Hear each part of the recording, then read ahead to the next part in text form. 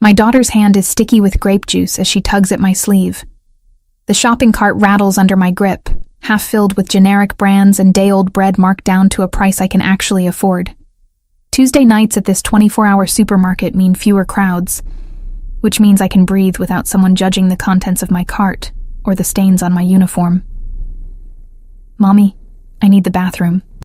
Lily's voice carries that particular urgency that means we have maybe 3 minutes before disaster strikes. I glance at my phone. 12:47 a.m. My shift at the restaurant ended 40 minutes ago. And before that, I spent 8 hours at the medical clinic answering phones and filing insurance claims. My lower back throbs with the particular ache that comes from standing too long on cheap shoes. But Lily needs the bathroom, and everything else can wait. "Okay, baby, let's go."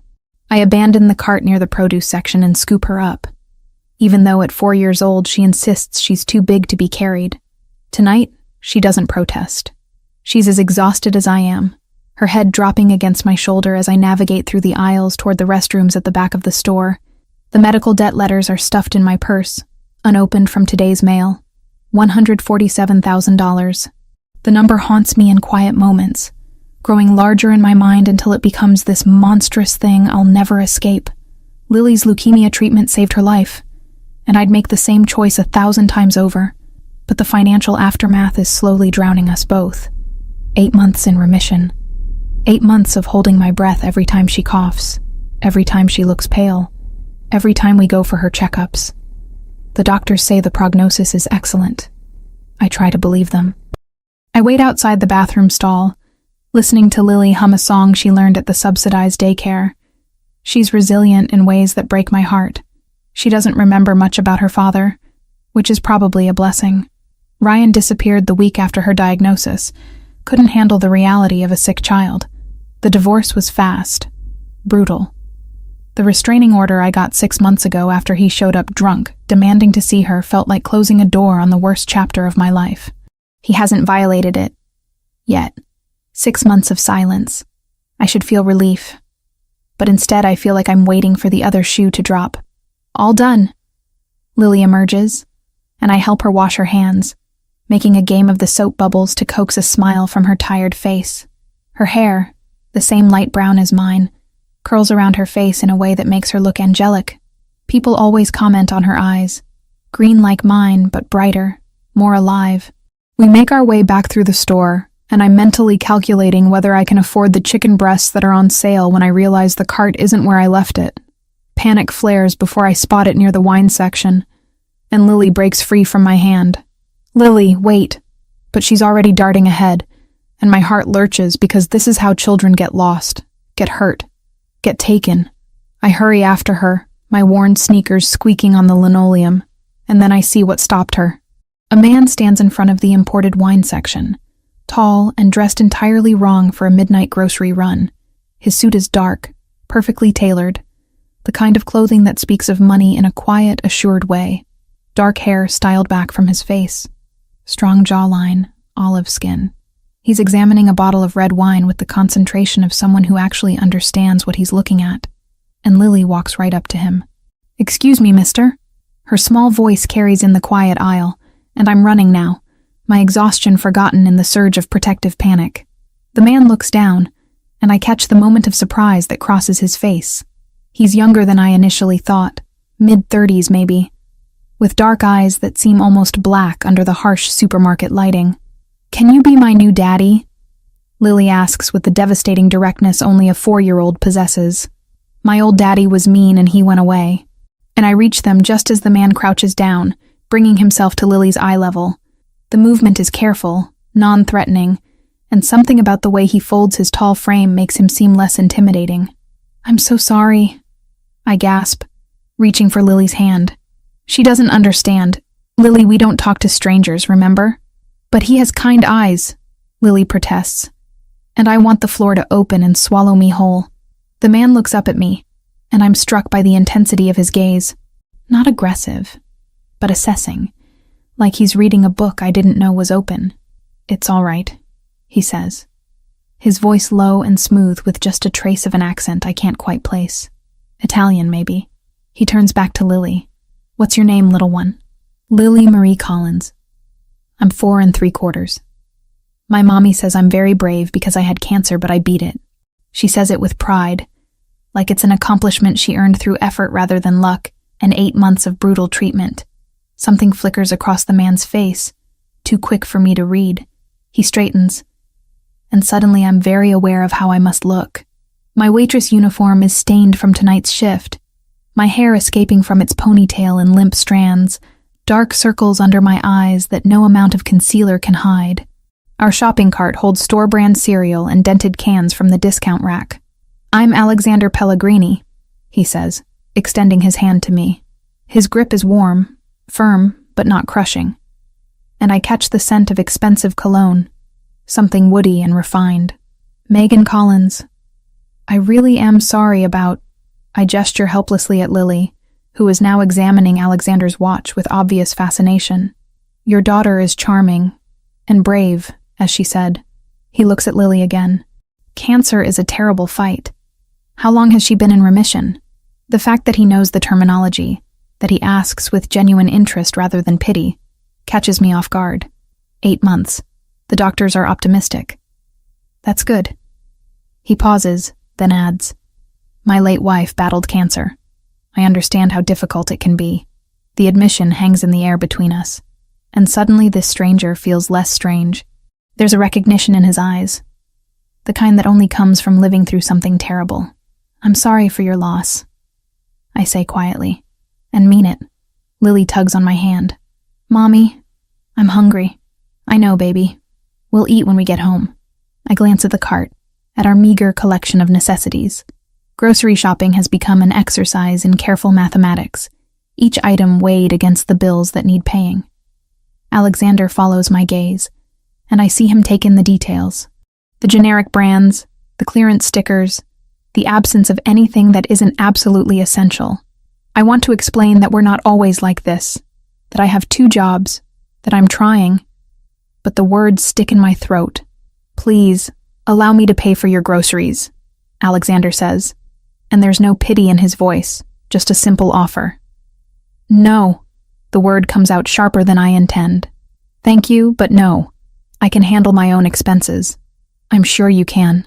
Consider it a thank you for your daughter's kind offer. A slight smile touches his lips. It's not every day someone asks me to be their father. Despite everything, I feel a laugh bubble up. She's very direct. A good quality. He looks at me seriously now. I grew up with very little. I understand pride. But I also understand that sometimes accepting help isn't weakness. It's wisdom. I don't even know you. Then consider it a loan. Write down the amount. Pay me back when you can. The offer is absurd. Why would this clearly wealthy stranger offer to help us? But Lily is yawning, and the number in my bank account is terrifyingly low, and the thought of not having to choose between groceries and the electric bill this month makes my eyes burn with unexpected tears. Why would you do this? I ask, hating how my voice wavers. Alexander's expression softens. Because your daughter reminds me that kindness still exists in the world. Because I can. Because saying yes doesn't obligate you to anything beyond eventually repaying a debt. He pulls out his wallet, retrieves a business card.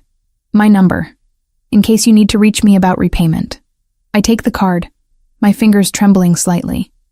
The paper is heavy, expensive. Just a name and phone number.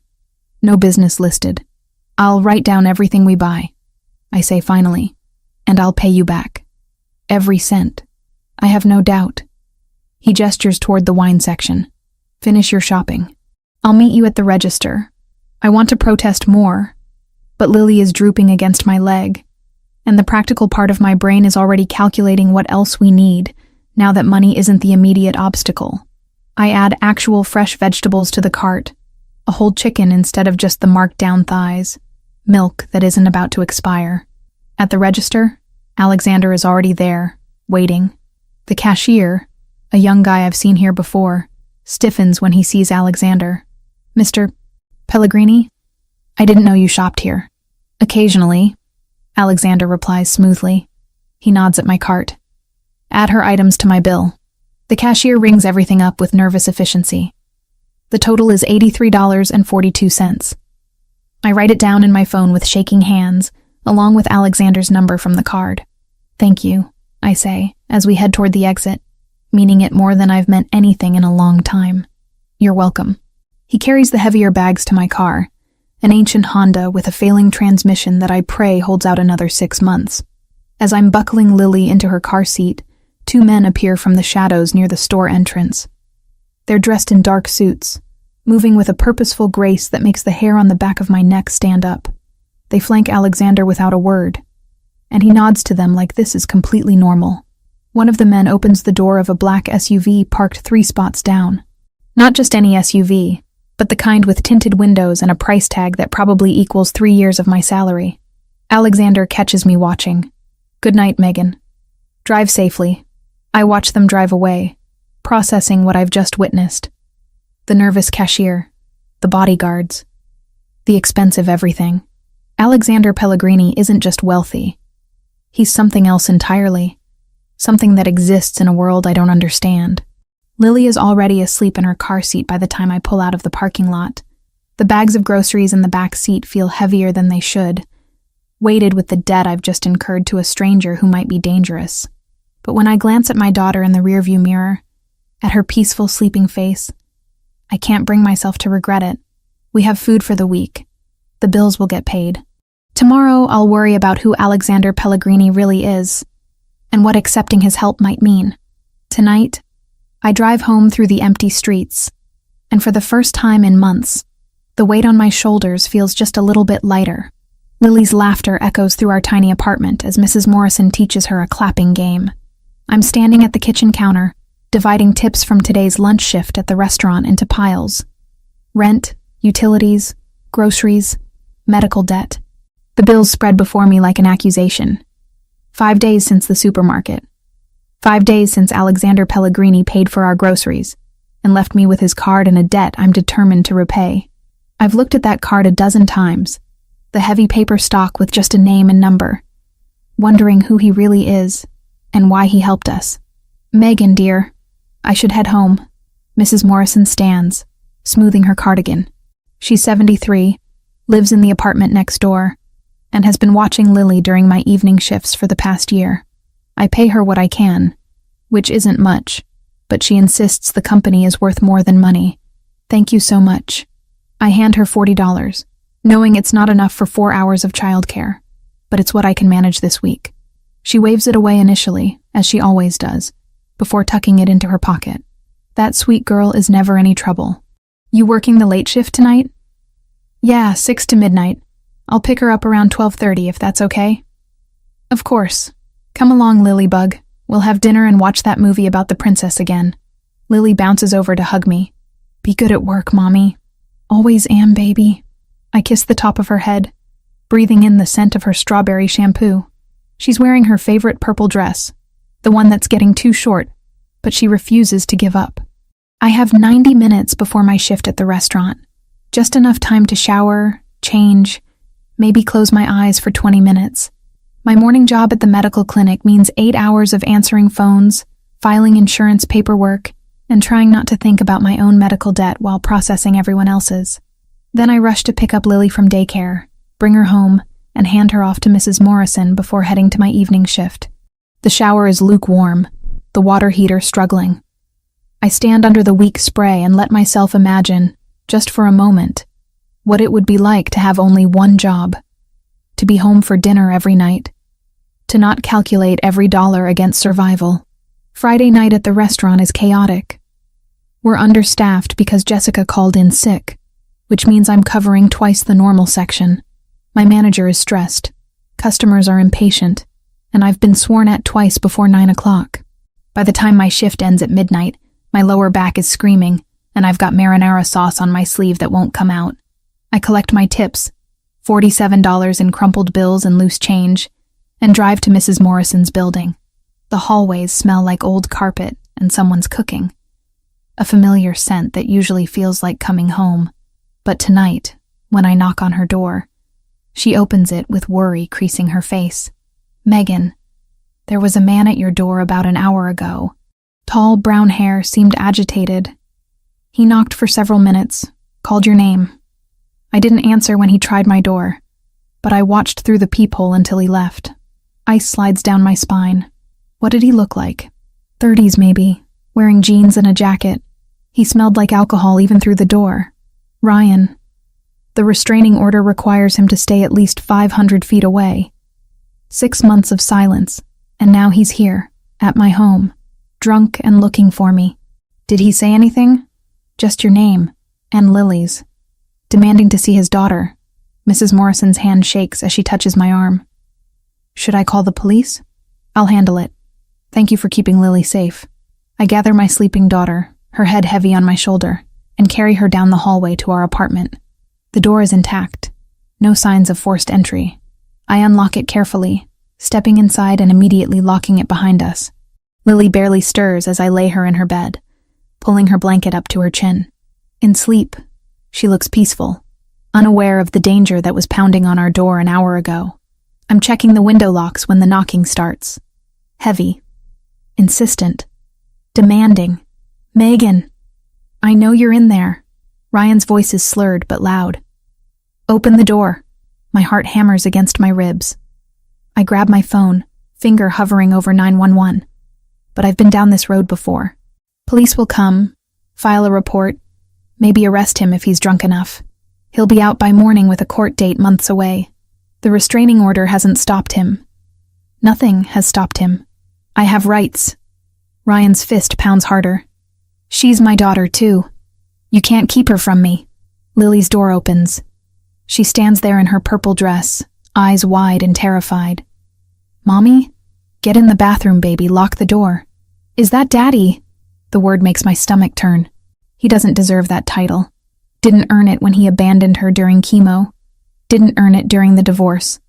Certainly hasn't earned it by showing up drunk and violent at our door. Bathroom. Now. My voice is sharper than I intend, and Lily's lip trembles, but she obeys. I know about your new sugar daddy. Ryan's laugh is ugly. Yeah, I've been watching. Saw you at the store. You think you're better than me now? Got some rich guy paying your bills? How does he know about Alexander? Has he been following me? Those medical bills are your fault, Megan. You just had to keep pumping her full of poison, running up debt we couldn't afford. For what? So she could live a few more years? Rage floods through me, hot and consuming. How dare he? How dare he reduce Lily's life to a financial calculation? I'm not leaving until you open this door. Something slams against the wood, and I jump. I'll kick it down if I have to. My hands are shaking as I scroll through my phone. I should call 911. That's the logical choice. But Ryan's right about one thing. I do have someone else's number now. Someone who in 5 minutes at a grocery store showed more genuine concern than Ryan ever did in our entire marriage. I press call on Alexander Pellegrini's number, not knowing if he'll even answer, if he gave me a real number, or just wanted to seem charitable before disappearing from my life. He answers on the first ring. Megan. The sound of his voice, calm and alert despite the late hour, nearly breaks me. I'm sorry to call. I didn't know who else. My ex-husband is outside my apartment. He's drunk, violating his restraining order, threatening to break down the door. My daughter is terrified, and address. Now. I rattle it off, my voice steadier than I feel. Lock every door and window.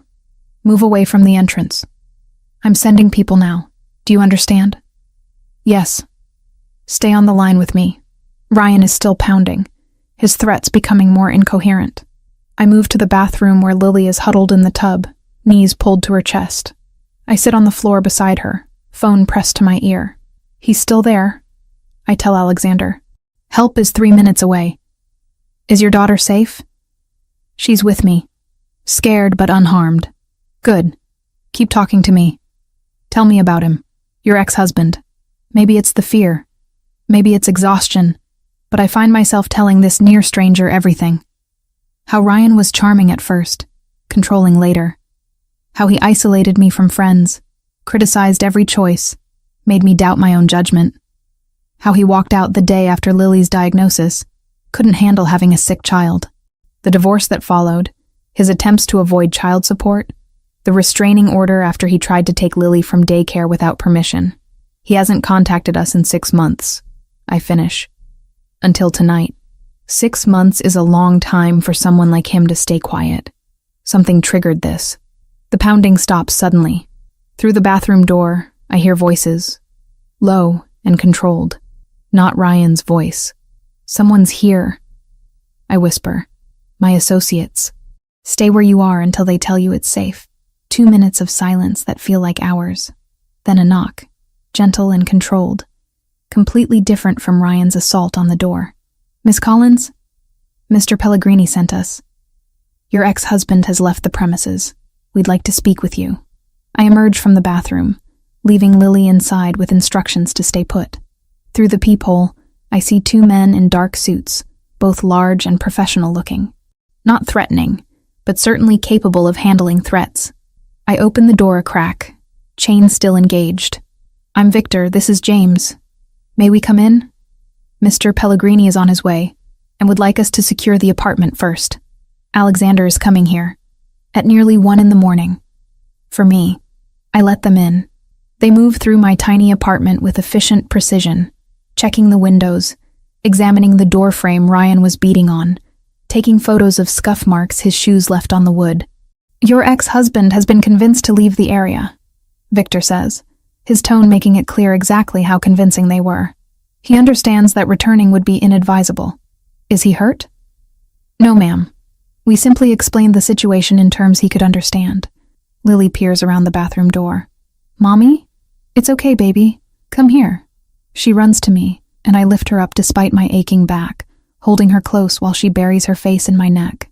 The little one? James asks quietly. My daughter, Lily. Both men's expressions soften imperceptibly. She's safe now. We'll make sure of it. 20 minutes later, another knock. This time when I open the door, Alexander Pellegrini stands there, looking far too composed for 1 a.m. His suit is different from the grocery store, charcoal gray instead of black, but just as expensive.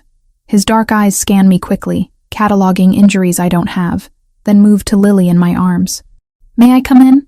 I step aside, suddenly aware of how small and shabby my apartment must look to him. The secondhand furniture, the peeling paint, the stack of medical bills on the counter I forgot to hide. Alexander doesn't seem to notice or care.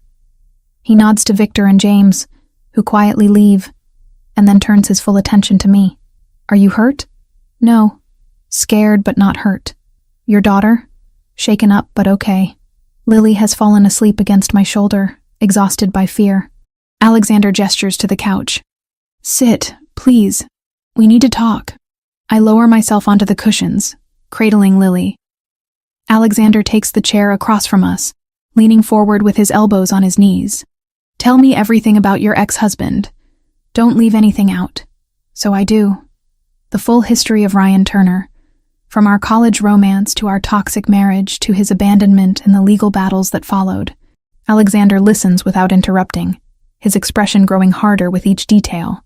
The restraining order, he says when I finish. How many times has he violated it before tonight?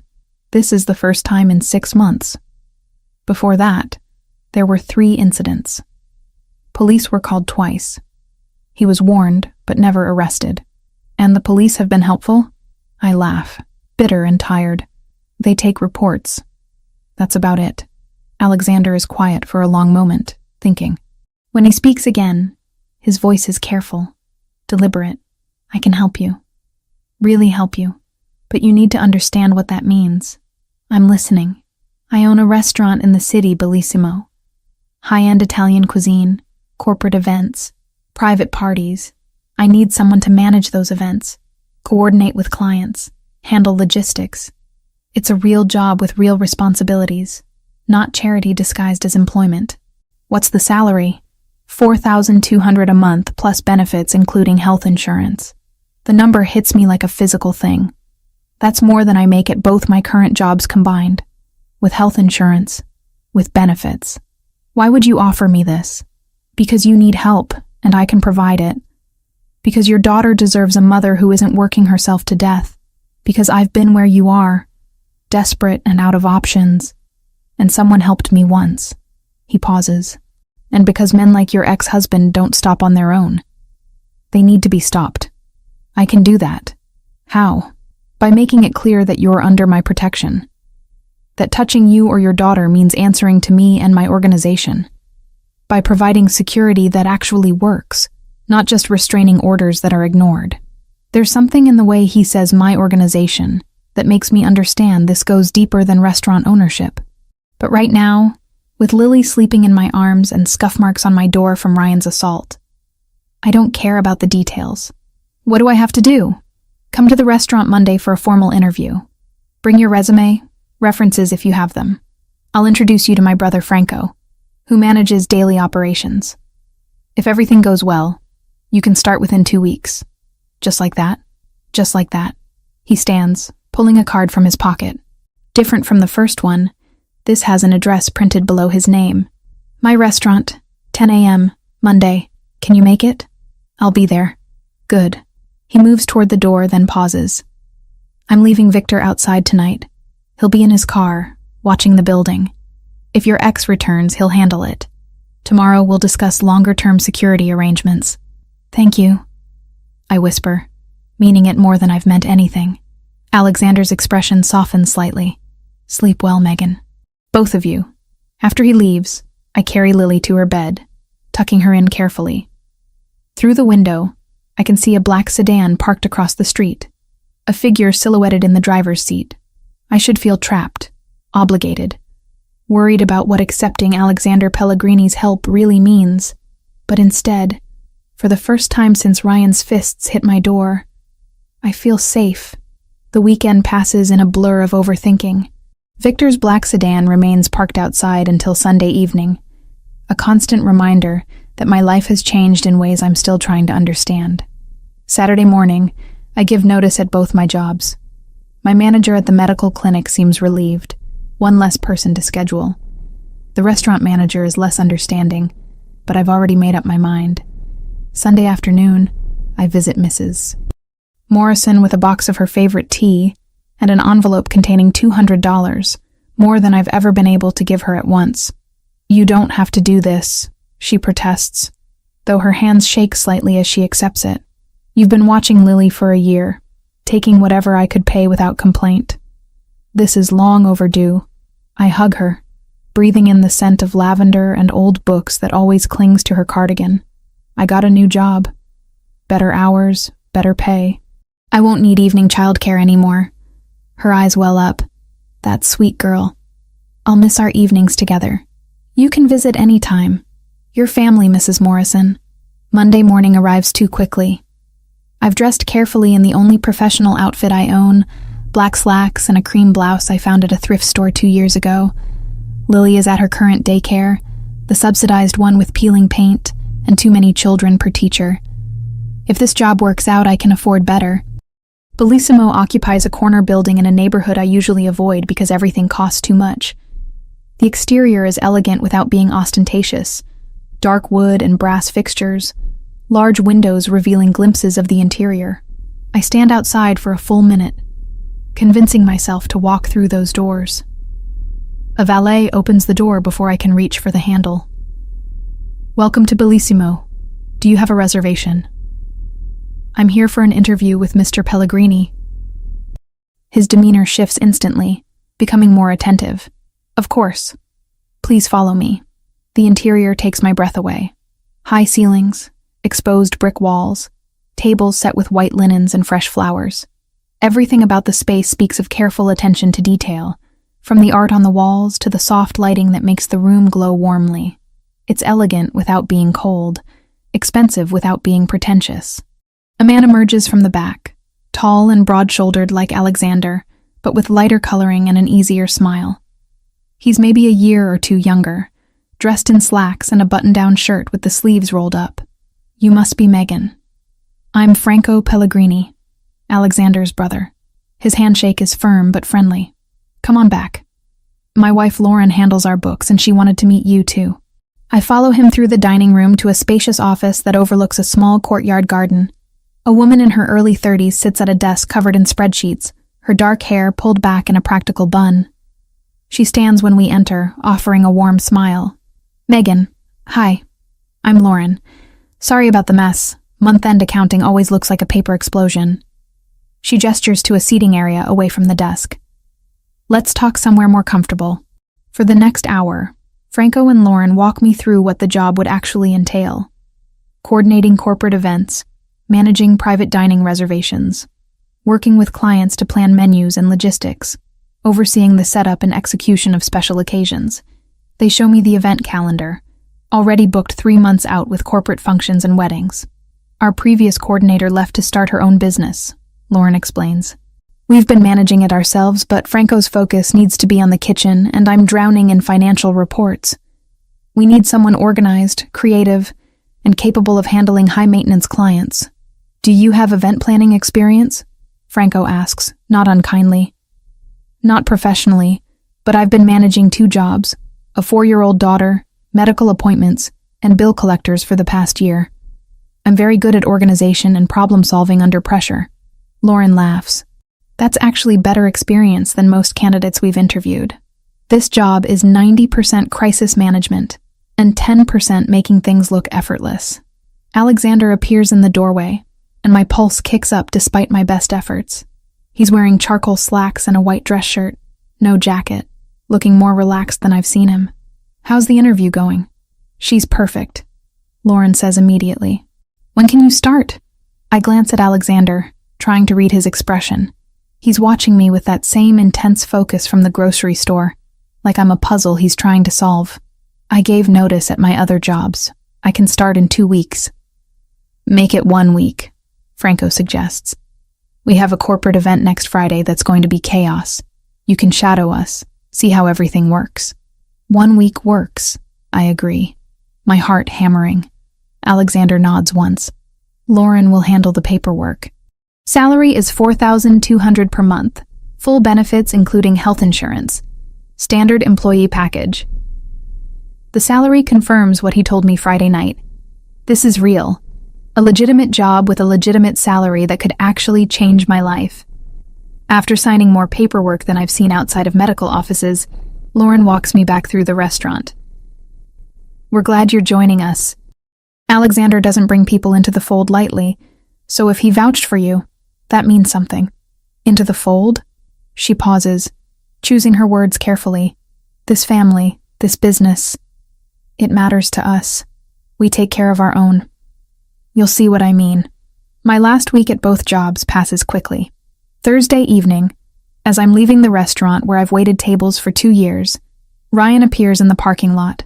He's leaning against my car, arms crossed, looking more sober than Friday night, but no less threatening. Nice seeing you, Megan. Ice floods my veins. You're violating your restraining order. Again. Am I? This is a public parking lot. I'm just standing here. His smile is cruel. Heard you got yourself a fancy new job. Moving up in the world. Must be nice having a sugar daddy to pay your bills. Leave me alone, Ryan. She's my daughter, too. I have rights. You have no rights. You abandoned her when she was sick. You lost custody. The restraining order is clear. Things change. I've got a lawyer now. Good one, too. We're going to revisit that custody arrangement. He pushes off my car, taking a step closer. You can't keep her from me forever. My hand is on my phone. Alexander's number already pulled up. Ryan notices. Go ahead. Call your boyfriend. But I'm not doing anything illegal. Just talking to my ex-wife in a public place. He walks away, getting into a car I don't recognize, and drives off. I call Alexander anyway. He answers immediately, like he's been waiting. Ryan was here, in the parking lot where I work. He says he's getting a lawyer, challenging the custody agreement. Where are you now? Still in the parking lot. Drive to your apartment. Don't stop anywhere. Text me when you're inside safely. His voice is calm, but I can hear the steel underneath. We'll talk about this tomorrow. That night, Victor's sedan is back outside my building. Friday morning, Alexander calls before I'm fully awake. I have a property available. 2-bedroom apartment, safe neighborhood, close to an excellent daycare. Rent is $800 a month deducted from your salary. Alexander, I can't. Your ex knows where you work, where you live. He's escalating. You need to move somewhere he doesn't know about. Somewhere with better security. He pauses. This isn't charity. It's pragmatism. The building has security cameras, a doorman, and is in a neighborhood where Ryan won't be comfortable showing up drunk. He's right. And I hate that he's right. Staying in my current apartment means waiting for Ryan to show up again, and next time I might not get warning. When can I see it? This afternoon. I'll text you the address. The apartment is in a neighborhood I've always considered out of my reach. Tree-lined streets, clean sidewalks, actual shops instead of just convenience stores. The building is well-maintained brick, with a doorman who nods respectfully as Alexander leads me inside. The apartment itself is simple but perfect. Hardwood floors, large windows letting in natural light, a kitchen with actual counter space, 2 bedrooms, one for me and one for Lily, a bathroom that isn't falling apart. It's not luxury, but compared to where we've been living, it feels like a palace. There's a daycare 3 blocks away, Alexander says, watching my face as I take it all in. Excellent reputation, and they have an opening. The owner is a friend. You can tour it today if you'd like. Is the daycare also $800 a month? It's included in your benefits package. Company covers childcare for employees with children under 6. I turn to face him directly. Why are you doing all this? Because I can. Because you need help and I have resources. Because your daughter deserves stability. His expression softens slightly. And because I know what it's like to feel trapped with no way out. Someone helped me once. This is me paying it forward. I'll pay you back. The groceries, the increased security, all of it. The groceries, yes. The security is non-negotiable and not something you owe me for. The apartment is standard rent, which you're already paying through salary deduction. He hands me a key. You can move in whenever you're ready. We tour the daycare together, Lily bouncing between us with excitement about the bright classrooms and the playground that doesn't have rust on the equipment. The director is a warm woman in her 50s who immediately kneels to Lily's level. And who is this beautiful girl? I'm Lily. I'm 4 3/4 and I beat cancer. The director's eyes meet mine with understanding. Then you're the bravest person I've met today. Would you like to see where the brave kids play? While Lily tours with one of the teachers, the director walks me through their programs. We have several children with medical histories. Our staff is trained in emergency protocols, and we maintain detailed health records. Your daughter will be in good hands. How did you know about her medical history? Mr. Pellegrini mentioned you'd be enrolling a child with special considerations. He wanted to make sure we could accommodate any needs. Of course he did. Alexander has thought of everything, arranged everything, before I even agreed to any of it. It should feel controlling, but instead it feels like someone finally seeing all the problems I've been juggling alone and actually doing something about them. My first week at Bellissimo is overwhelming in the best possible way. I shadow Franco and Lauren, learning the systems, meeting the kitchen staff, sitting in on client consultations. The work is demanding but fascinating, combining creativity with logistics in ways that engage every skill I've developed surviving the past 2 years. Alexander keeps his distance professionally, but I catch him watching me sometimes. When our eyes meet across the dining room during setup for a private event, there's an intensity there that makes my skin warm. I look away first, reminding myself that this needs to stay professional. I can't afford to confuse gratitude with attraction, can't afford to complicate the one good thing happening in my life. By the end of the first week, Lauren pulls me aside. You're doing great. Better than great, actually. Franco and I were worried Alexander was making a personal decision rather than a business one, but you've proven us wrong. You're exactly what we needed. Saturday, I move into the new apartment with help from Franco and Lauren. Their daughter Gianna comes along, a dark-haired 4-year-old with her mother's smile and her father's energy. She and Lily become instant friends, racing through the empty rooms and declaring which will be their play space. They'll be in the same class at daycare, Lauren mentions, watching the girls with obvious affection. Gianna's been begging for a friend her age. Lily needs friends too. She's been isolated with everything we've been dealing with. Lauren's hand touches my arm briefly. That's changing now. You're part of this family, which means Lily is too. We take care of our own. It's the second time someone has said that to me. I'm beginning to understand it's not just a saying. It's a promise. Monday morning, Lily starts at her new daycare. I watch through the window as she and Gianna hold hands, walking into the classroom together. My chest feels too full, too tight, with emotions I can't quite name. That afternoon, I have my first solo client meeting. A tech company wanting to host a product launch dinner for 80 people. I present 3 menu options, 2 room layouts, and a timeline that impresses even me with its attention to detail. They sign the contract before leaving. Alexander appears in my office doorway as I'm updating the calendar. Franco says you closed the Technova deal. They wanted something innovative but professional. I think we gave them both. You gave them both. He steps inside, closing the door behind him. How are you settling in? The apartment? The daycare? The job? It's good. Really good. Better than I could have hoped. I meet his eyes. Thank you. For all of it. You're welcome. He's quiet for a moment, and the air between us feels charged with something unspoken. I meant what I said. This is a real job, not charity. You've earned everything you have. I know, but I also know you went out of your way to help me. I won't forget that. Good. His gaze holds mine for a beat too long before he turns toward the door. Keep doing what you're doing. You're exceeding expectations. After he leaves, I sit at my desk, processing everything that's changed in 3 weeks. 3 weeks ago, I was drowning. Working 2 jobs, terrified of my ex-husband, watching medical debt consume any chance at a better life. Now I have 1 good job, a safe home, and my daughter is thriving in an environment where she's not just surviving but actually happy.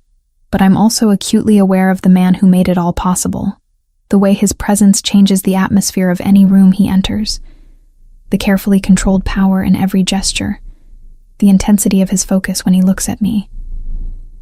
I've accepted help from someone I barely know, someone whose world I don't understand. The rational part of my brain keeps whispering warnings about debt of a different kind, obligations that aren't written in any contract. But when I pick up Lily from daycare that evening, and she's laughing about something Gianna said, when we walk into our new apartment and she runs to her room to play with the toys Lauren bought as a housewarming gift, when I make dinner in a kitchen that actually has space to cook, I can't bring myself to regret any of it. That night, after Lily is asleep, I sit at my kitchen table with a calculator and the stack of medical bills I've been avoiding. With my new salary, I can finally do more than make minimum payments. I call the hospital billing department, negotiate through 3 different supervisors, and emerge with a settlement I almost can't believe. They'll reduce the total from $147,000 to $98,000 if I commit to paying $2,000 per month for the next 4 years. 4 years, 48 months. It's still a mountain of debt, but now it has a summit I can actually see. I accept the terms, set up automatic payments, and file the paperwork in a folder labeled Progress instead of Impossible. My phone buzzes with a text from Alexander. How was first day with Lily at new daycare? I hesitate before responding, then decide honesty is easier than pretense. Perfect. She and Gianna are already best friends. Thank you again for everything. You don't have to keep thanking me. Yes, I do. At least for a while longer. There's a long pause before his response comes through. Get some rest. Tomorrow's the Technova prep day. You'll need your energy. I smile despite myself. Professional boundaries.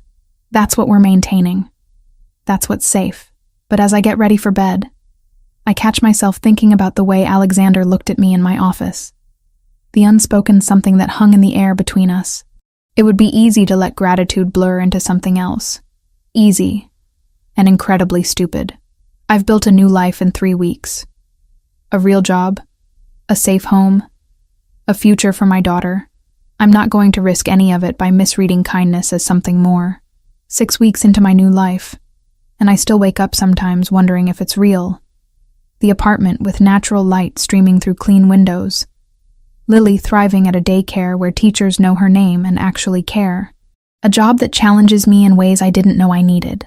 Tonight is the biggest event I've planned solo. A fundraising gala for childhood cancer research. 80 guests. Live auction. 3-course dinner.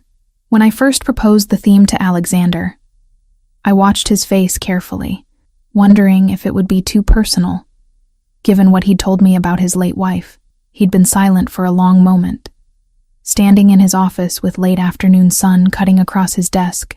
Then he'd simply said, "Do it. Whatever you need, whatever budget makes it exceptional." This matters. 2 days later, Franco handed me a check. $50,000, Alexander's personal contribution, before we'd even sent the first invitation. Now I'm standing in the private bathroom off the event space, staring at my reflection and barely recognizing myself. The dress Lauren insisted I borrow is emerald green silk, fitted through the bodice and flowing to mid-calf. It's the most beautiful thing I've ever worn, and definitely the most expensive thing that's ever touched my skin. You look stunning. Lauren appears behind me, adjusting her own dress, a deep burgundy that complements her dark coloring. That color is perfect on you. I feel like I'm playing dress-up. You're not. You're the woman who organized an event that's about to raise $250,000 for sick kids. She meets my eyes in the mirror. Own it. The ballroom looks exactly how I envisioned it. Round tables with cream linens and gold accents, centerpieces of white roses and candles, subtle lighting that makes everything glow warmly. The auction items are displayed along one wall, everything from vacation packages to signed sports memorabilia to a private dinner cooked by our head chef. Guests start arriving at 7. I greet them with practiced ease, directing them to registration, answering questions, making sure everyone feels welcomed and valued. By 7:30, the room buzzes with conversation and the gentle clink of champagne glasses. Alexander arrives exactly on time, wearing a tuxedo that makes my mouth go dry. He moves through the crowd with Franco, stopping to shake hands and exchange words with various guests. When his eyes find me across the room, something in his expression shifts. He says something to Franco and starts walking toward me. You've outdone yourself. His voice is low, meant only for me despite the crowd around us. This is exceptional. We haven't even started the program yet. I'm not talking about the logistics, though those are flawless. His gaze moves over my face, down to the dress, back up. You look beautiful. Heat rises to my cheeks. Lauren's dress. The dress is just fabric. You're what makes it beautiful. Before I can respond, the event coordinator signals that it's time to begin dinner service. I excuse myself, slipping into my role as the invisible hand making everything run smoothly. Between courses, I coordinate the silent auction closing, prep the auctioneer for the live portion, and ensure the slideshow of children who've benefited from cancer research is cued correctly. During the video presentation, I stand at the back of the room, watching faces as images of kids in hospital beds transition to kids in remission, thriving, living. I see Lily in every single one of them. My throat tightens. A warm hand touches the small of my back. Alexander stands beside me, his attention on the screen but his presence entirely focused on me. She's one of them, he says quietly. One of the success stories. 8 months and counting. My wife didn't get that chance. 6 months from diagnosis to gone. Pancreatic cancer doesn't leave much room for hope. It's the most he's ever said about Julia. I turn slightly to look at him, seeing grief etched in the lines around his eyes. I'm sorry. Don't be. Just keep celebrating that your daughter survived. Some of us need that reminder that it's possible. The live auction exceeds every projection. By the time the final item sells, we've raised over $200,000. People are standing, applauding, and I'm fighting back tears because this matters. This money will fund research that saves children like Lily.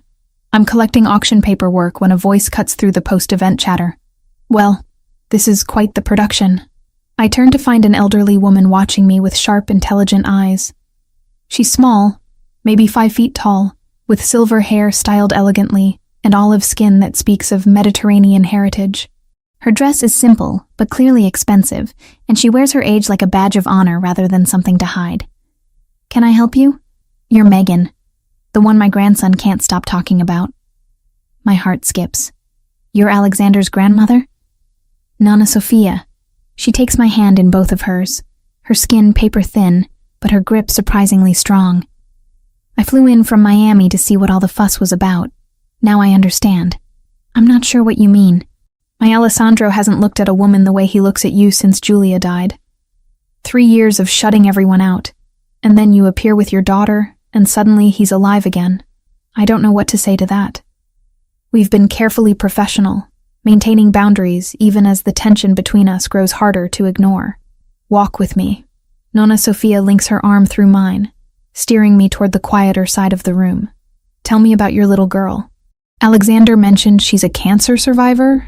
For the next 20 minutes, I find myself telling this stranger everything. About Lily's diagnosis, the brutal treatment, the financial devastation, the fear that consumed every moment. Nonna Sophia listens with the kind of attention that makes you feel truly heard. And your ex-husband? He left during this? The day after diagnosis. She makes a disgusted sound. Weak men run when times get hard. Strong men stay and fight. My Alessandro, he stayed, watched his wife waste away, held her hand through every horrible moment. That kind of grief. It changes you, makes you afraid to love again because losing someone hurts too much. We're not. It's not like that. He's my boss. He helped me when I needed it. Nonna Sophia's laugh is knowing. Keep telling yourself that, Bella. But I've lived 78 years and I know what I see. That man is falling for you, whether either of you wants to admit it yet.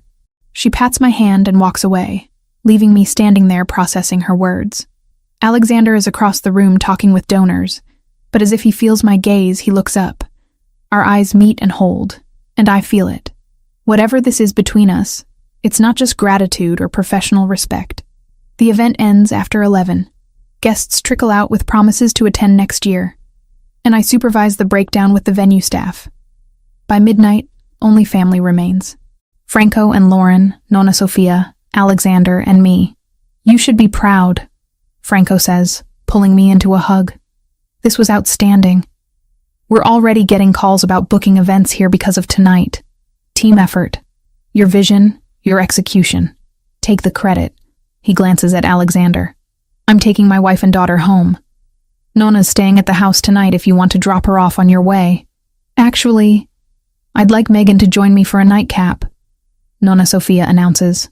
If she's not too tired, I should be exhausted, but I'm wired with post-event adrenaline. I'd love that. Excellent. Alexander can drive us both. You do still have that lovely house in Connecticut, yes? Alexander's expression doesn't change, but something flickers in his eyes. Yes, Nonna. The drive takes 45 minutes. Nonna Sophia holds court from the back seat, asking me questions about event planning, about Lily, about my plans for future fundraisers.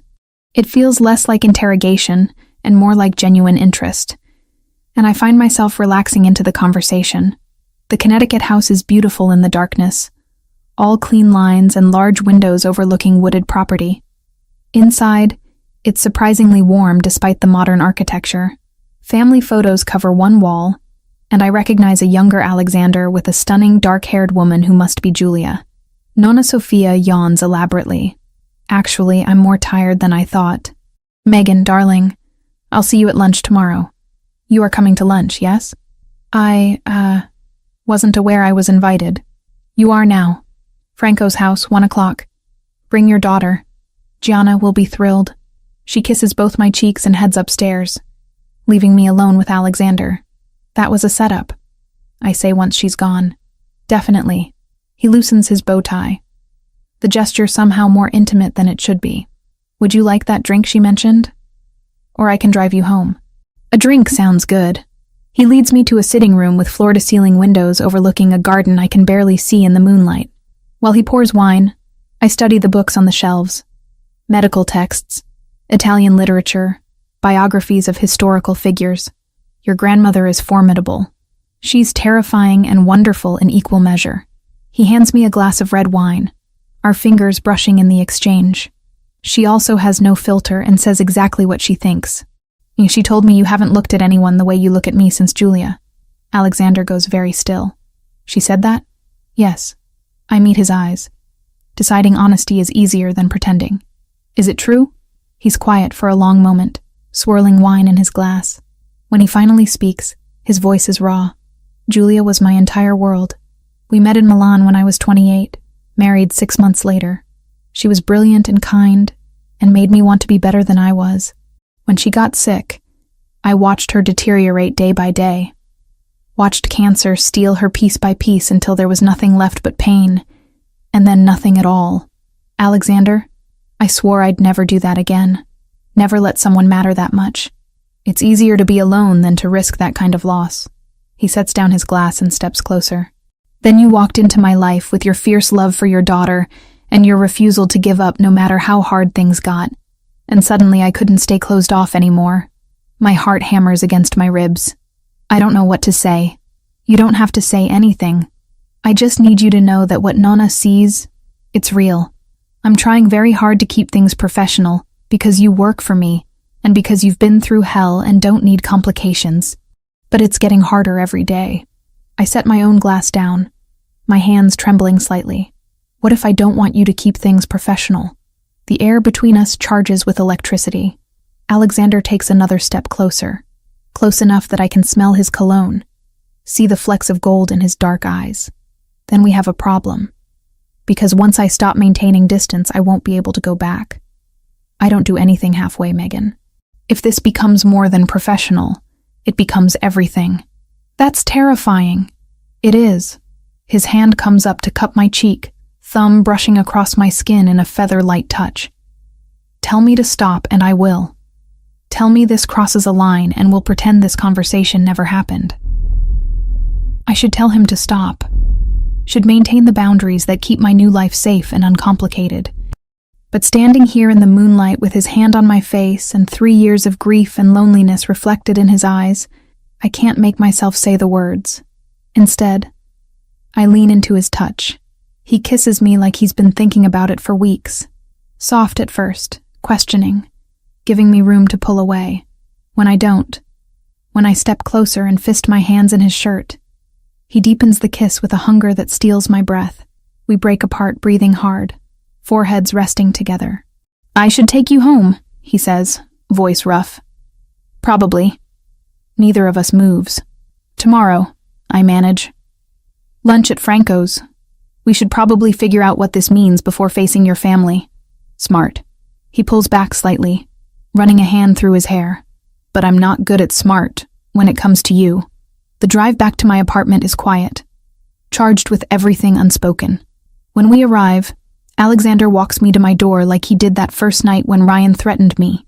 But this time, when we reach my threshold, he pulls me close for one more kiss. Sleep well, Megan. You too. Inside, I lean against the closed door, touching my lips where I can still feel the pressure of his mouth on mine.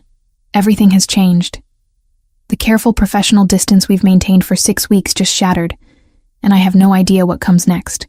My phone buzzes with a text from Lauren. Gianna is so excited Lily is coming to lunch tomorrow. Also, Nonna Sofia called me giggling about playing matchmaker. Should I be concerned? I laugh despite everything. Your grandmother-in-law is terrifying. But was she successful? I hesitate, then type honestly. Yes, finally. You two have been dancing around each other for weeks. About time someone pushed you together. See you at 1 tomorrow. Wear something comfortable. The girls will want to play outside. Saturday morning, Lily bounces around our apartment with infectious energy. We're going to Gianna's house. Can I wear my purple dress? Whatever you want, baby.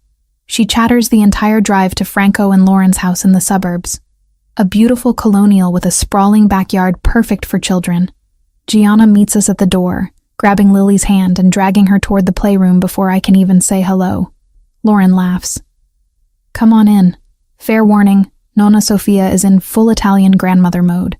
She's been cooking since dawn and has opinions about everything. Inside, the house smells like garlic and tomatoes and fresh bread.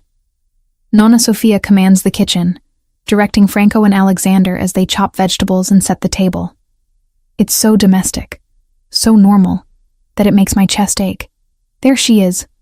Nonna Sofia pulls me into a hug that smells like rosemary and perfume. Bella, you look rested. Someone sleep well last night? Alexander catches my eye across the kitchen, and heat floods my face. The girls are in the playroom, Lauren says, rescuing me. Want to check on them?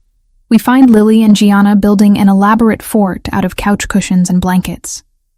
They're laughing, completely absorbed in their game, and seeing Lily this happy makes everything worth it. She's thriving, Lauren observes. The teachers at daycare say she's come out of her shell completely. She needed stability, friends her own age, a chance to just be a kid instead of a patient. You gave her that. You made hard choices and fought for her. That's real strength, Megan. Before lunch, Alexander suggests taking the girls to the park down the street. We walk there together, Lily and Gianna running ahead while we follow at a more sedate pace. About last night, Alexander starts. We don't have to analyze it to death. I need you to understand what you're getting into. My life, my family, it's complicated. There are aspects of my business that exist outside legal boundaries. I won't expose you to that directly, but being with me means accepting that it exists. I've suspected as much for weeks. The deference people show him, the way problems disappear with a phone call, the security that appears whenever needed. Alexander Pellegrini is more than a restaurant owner. Are you trying to scare me away? I'm trying to be honest. You deserve that. We reach the park, watching the girls race toward the swings. I appreciate honesty, and I'm not naive enough to think you're just a businessman. But I also know you've been nothing but kind to me and my daughter. You helped us when no one else would. That counts for something. It counts for everything. He takes my hand, lacing our fingers together. This isn't just physical attraction, Megan. I need you to know that. I know. We spend an hour at the park, pushing the girls on swings and helping them navigate the jungle gym. Alexander is patient with both children, catching Gianna when she jumps off the slide and helping Lily reach the monkey bars she's too short for alone. Watching him, I see the father he might have been if Julia had lived. If they'd had children together. Back at the house, lunch is a chaotic, wonderful affair. Homemade pasta, fresh bread, salad from Lauren's garden, and Nonna Sophia's famous tiramisu for dessert. The girls sit together, whispering and giggling.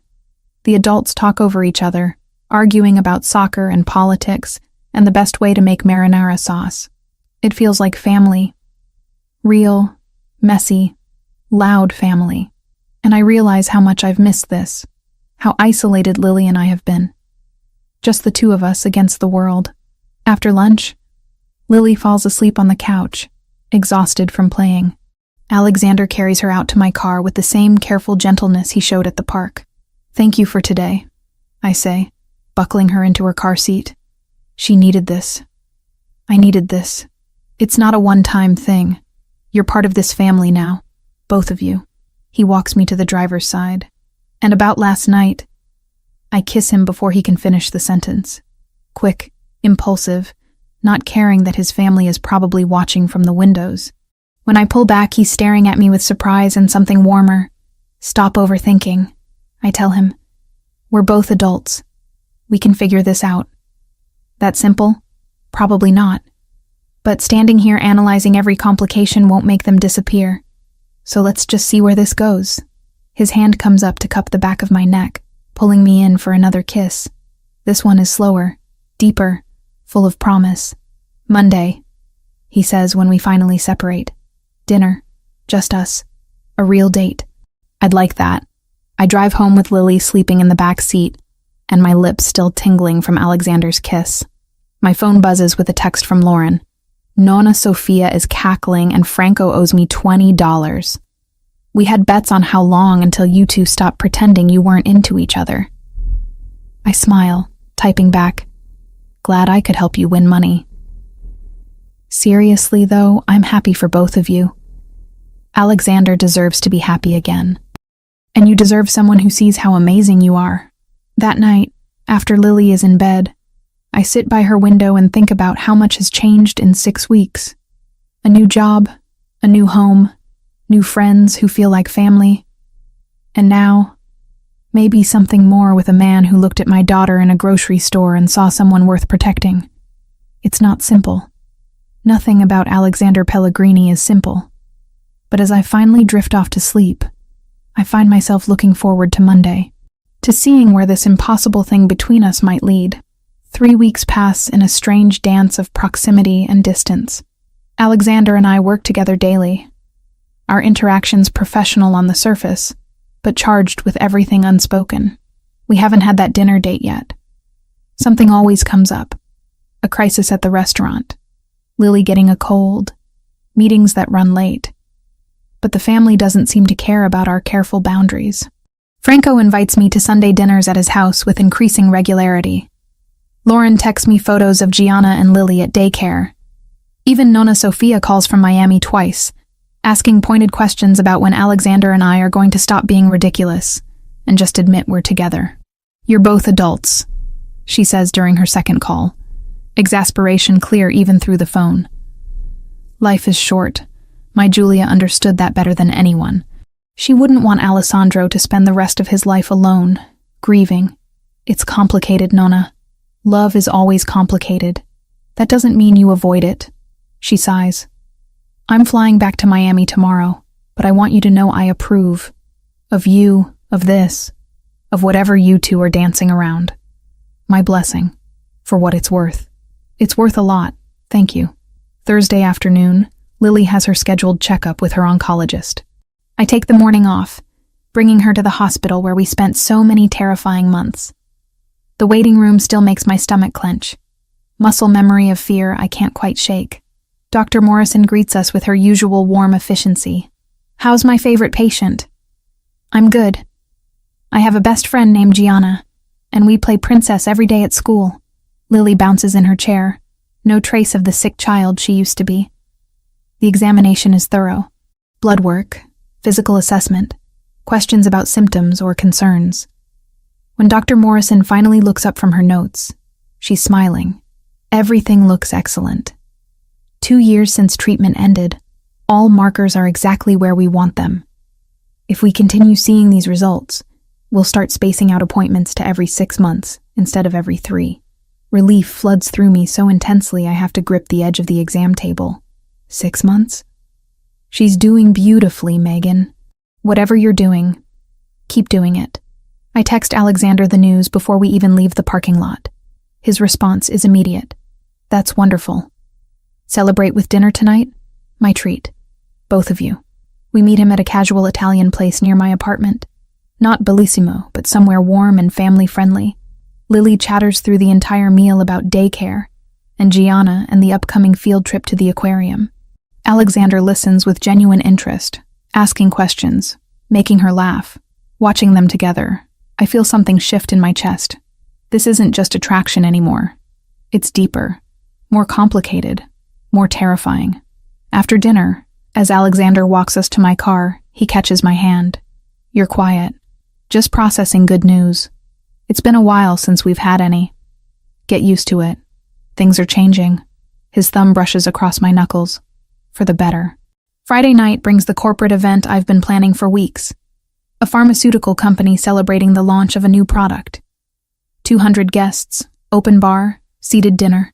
It's the biggest event I've managed solo. And everything needs to be perfect. By 9 o'clock, the evening is running smoothly. Dinner service is flawless, the speeches are well received, and guests are mingling happily with their drinks. I'm coordinating dessert service when one of the pharmaceutical executives approaches me, clearly intoxicated. You're the event planner? His words slur slightly, and he stands too close. You did a great job. Really great. Thank you, sir. I'm glad you're enjoying the evening. Such a beautiful woman. Your boyfriend is a lucky man. His hand lands on my arm, fingers pressing into my skin with uncomfortable pressure. I step back, maintaining my professional smile. If you'll excuse me, I need to check on dessert service. He follows me, persistent. Don't be like that. Just trying to give you a compliment. So serious. You should smile more. His hand reaches for my waist, and I dodge, moving behind a high-top table to create distance. Sir, I need to get back to work. One drink. Just one.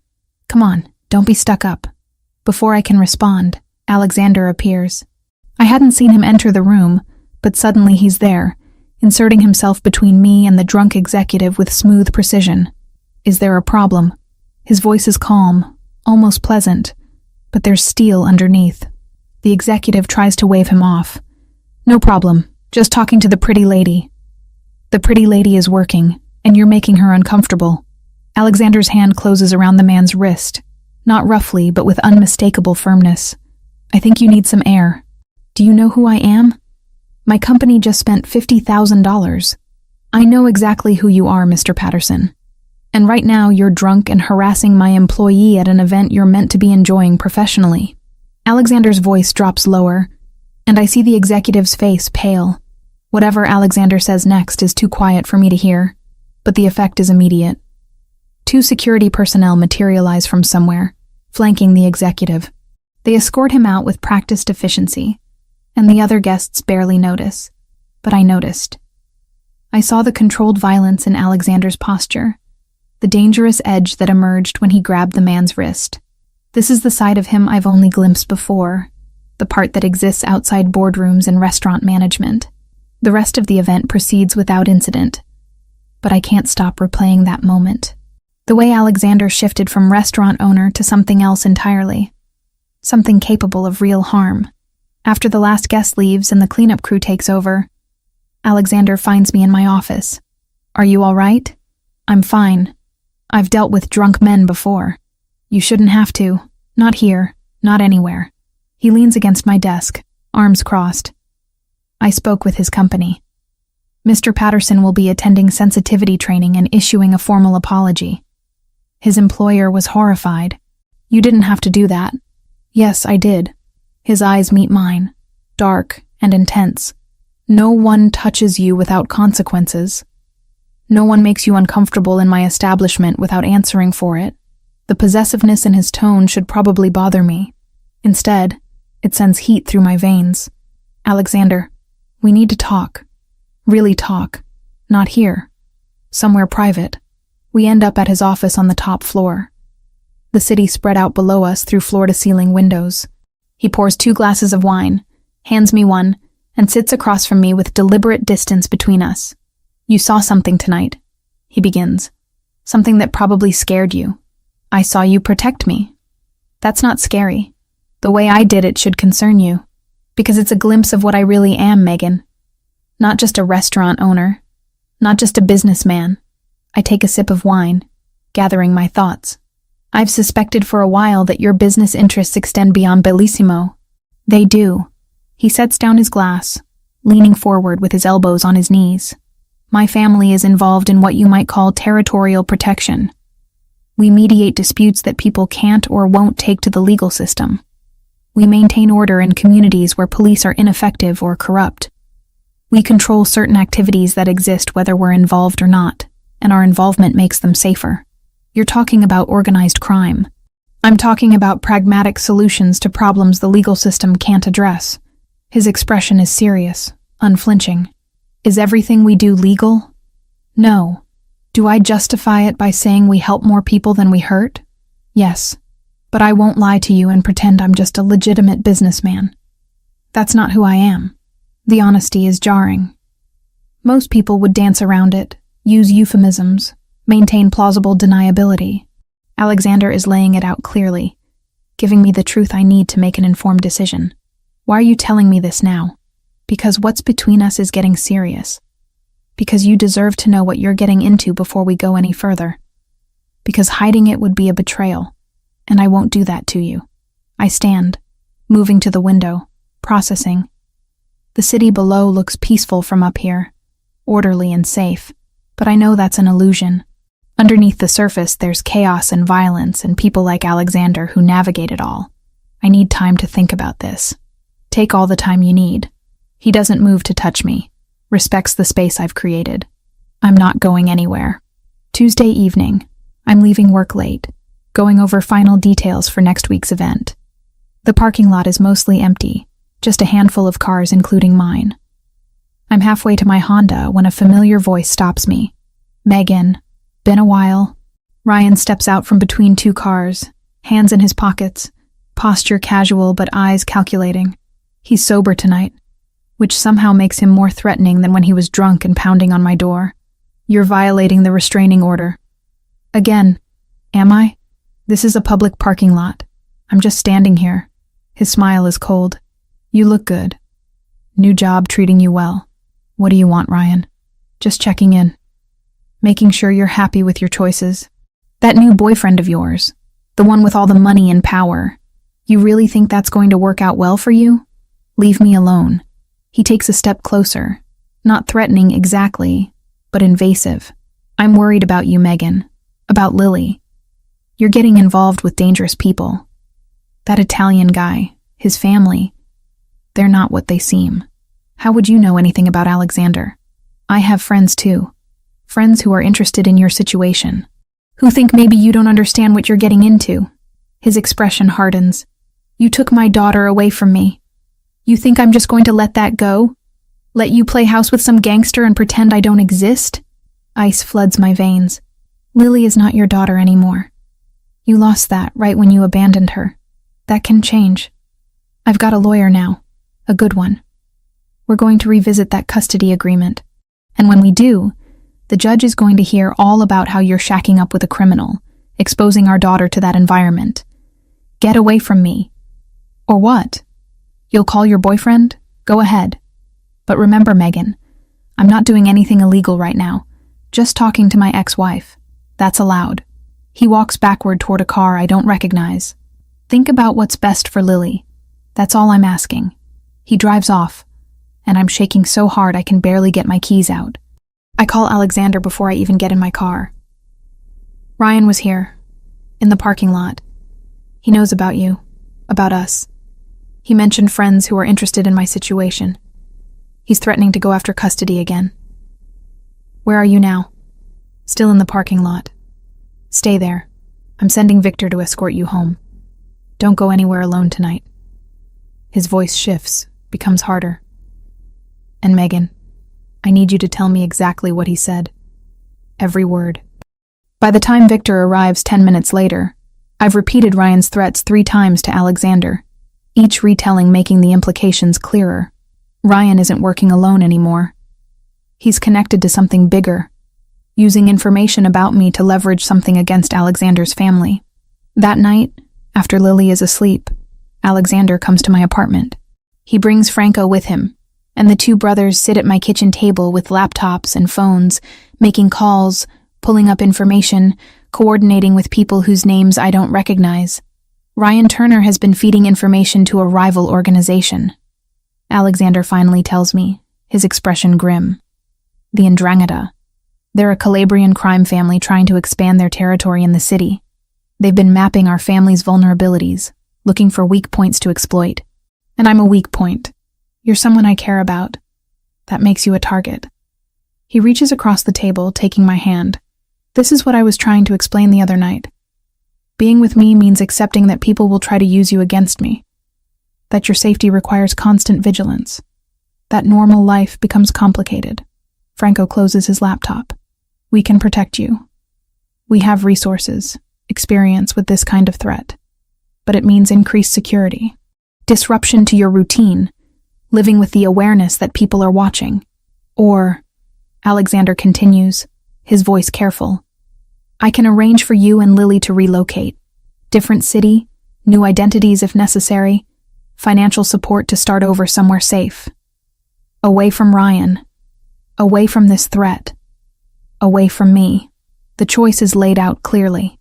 Stay and accept all the complications of Alexander's world, or leave with help to build a new life somewhere else. It should be an easy decision. Choose safety for my daughter. Walk away from the man who makes my life complicated. But as I look at Alexander's face, at the genuine concern there mixed with hope he's trying to hide, I realize it's not simple at all. These past weeks have shown me what life could be. Not just the material improvements, but the family I've found in Franco and Lauren, and even fierce Nonna Sofia. The way Lily has blossomed with Gianna as her friend. The feeling of being part of something larger than just myself and my daughter against the world. And Alexander himself, the way he looks at me like I'm worth protecting. The gentleness he shows Lily. The honesty he's offered even when lies would be easier. I'm staying, I hear myself say. We're staying. Lily and me. Whatever that means. Whatever complications come with it. I'm not running anymore. Alexander's hand tightens around mine. You understand what you're accepting? I understand that Ryan found me anyway. That running didn't keep me safe before, and won't keep me safe now. That the only way forward is to stop being afraid and start fighting back. I look between him and Franco. If this 'Ndrangheta wants to use me to get to you, then you need to make it clear that's not going to work. That I'm protected. That I'm part of this family. She's right, Franco says, respect clear in his voice. Half measures won't work here. They need to know she's off limits completely. Alexander studies my face for a long moment. Once we do this, there's no going back. You'll be marked as Pellegrini family. That protection comes with obligations, expectations, risks. I know, and I do. I'm choosing this with my eyes open, accepting all of it. The danger and the complications and the man who comes with both. Then we move forward together. Alexander stands, pulling me up with him. After Franco leaves, Alexander doesn't. We stand in my small kitchen, the weight of the decision hanging between us. I'm scared, I admit. Good. Fear keeps you careful. But I promise you, Megan, I will do everything in my power to keep you and Lily safe. You're mine to protect now. That's a promise I don't make lightly. The possessiveness should probably bother me. Instead, it feels like safety. Like finally having someone strong enough to stand between me and everything trying to hurt us. He kisses me goodbye at the door, slow and thorough, sealing this new agreement between us. When he finally pulls away, his forehead rests against mine. Sleep well. Tomorrow we start making arrangements. After he leaves, I check on Lily, watching her sleep peacefully in her bed, unaware of the dangerous choice I just made on her behalf.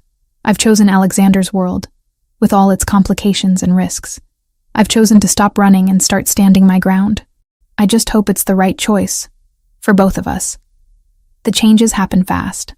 By Wednesday morning, a driver named Thomas is assigned to me and Lily full-time. He's professional, quiet, and always seems to know where we need to be before I tell him. A second man, Marcus, shadows us at a careful distance. I notice him at the daycare drop-off, in the Bellissimo parking lot, outside my apartment building. You'll get used to it, Lauren assures me over coffee in my office. I had the same adjustment period when Franco and I got serious. Having protection feels invasive at first, but eventually it becomes background noise. How long until it feels normal? Honestly, about 3 months. But the trade-off is worth it. You sleep better knowing professionals are watching for threats you'd never see coming. Alexander insists I learn basic security protocols. Tuesday evening after work, he takes me to a private gym in the Bellissimo building I didn't know existed. For 2 hours, he teaches me awareness techniques, how to spot someone following me, how to position myself in public spaces, basic self-defense moves. This isn't about making you paranoid, he explains, demonstrating how to break a wrist grip. It's about giving you tools so you feel confident instead of helpless. His hands are gentle as he guides my movements, patient when I mess up the sequence. But underneath the instruction, there's an intensity that reminds me this isn't theoretical. These are skills I might actually need. Thursday afternoon, I'm in the middle of finalizing seating arrangements for Saturday's wedding when my phone rings. Unknown number. I almost don't answer, but something makes me pick up. Miss Collins. This is Principal Waverly from Bright Horizons Daycare. Her voice is carefully controlled, too calm. There's been an incident involving Lily. She's safe, but I need you to come immediately. My heart stops. What kind of incident? 2 men attempted to take her from the playground during outdoor time. Our security intervened. Police are here. Please come now. I don't remember grabbing my purse or running through the restaurant. Thomas has the car running before I reach the parking lot. Marcus already in the passenger seat speaking rapidly into his phone. The 15-minute drive takes 8 minutes, and every second feels like drowning.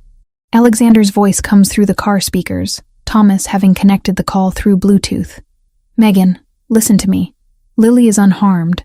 My security team contained the situation. Victor was on site and stopped them before they got within 10 feet of her. Who were they? We're finding out. Franco is already at the school. When you arrive, go directly to the principal's office. Don't talk to police without our lawyer present. The daycare is surrounded by police cars and concerned parents. Thomas escorts me through the chaos directly to the administrative office, where I find Lily sitting in Franco's lap, her face buried in his shoulder. Gianna sits beside them, holding Lily's hand, her own face pale and tear-streaked. Mommy. Lily reaches for me, and I gather her close, checking her for injuries even though everyone said she's fine. She's shaking, her small body trembling against mine. You're okay, baby. You're safe now, Bad men tried to take me, but the guard man stopped them. He was really fast, Mommy, like a superhero. Lauren appears with a woman I don't recognize. This is Dr. Sarah Hayes, a child therapist. She specializes in trauma. Can she talk with the girls? I want to say no. Want to take Lily and run somewhere far away where men don't try to steal children from playgrounds. But I nod, knowing my daughter needs more than I can give her right now.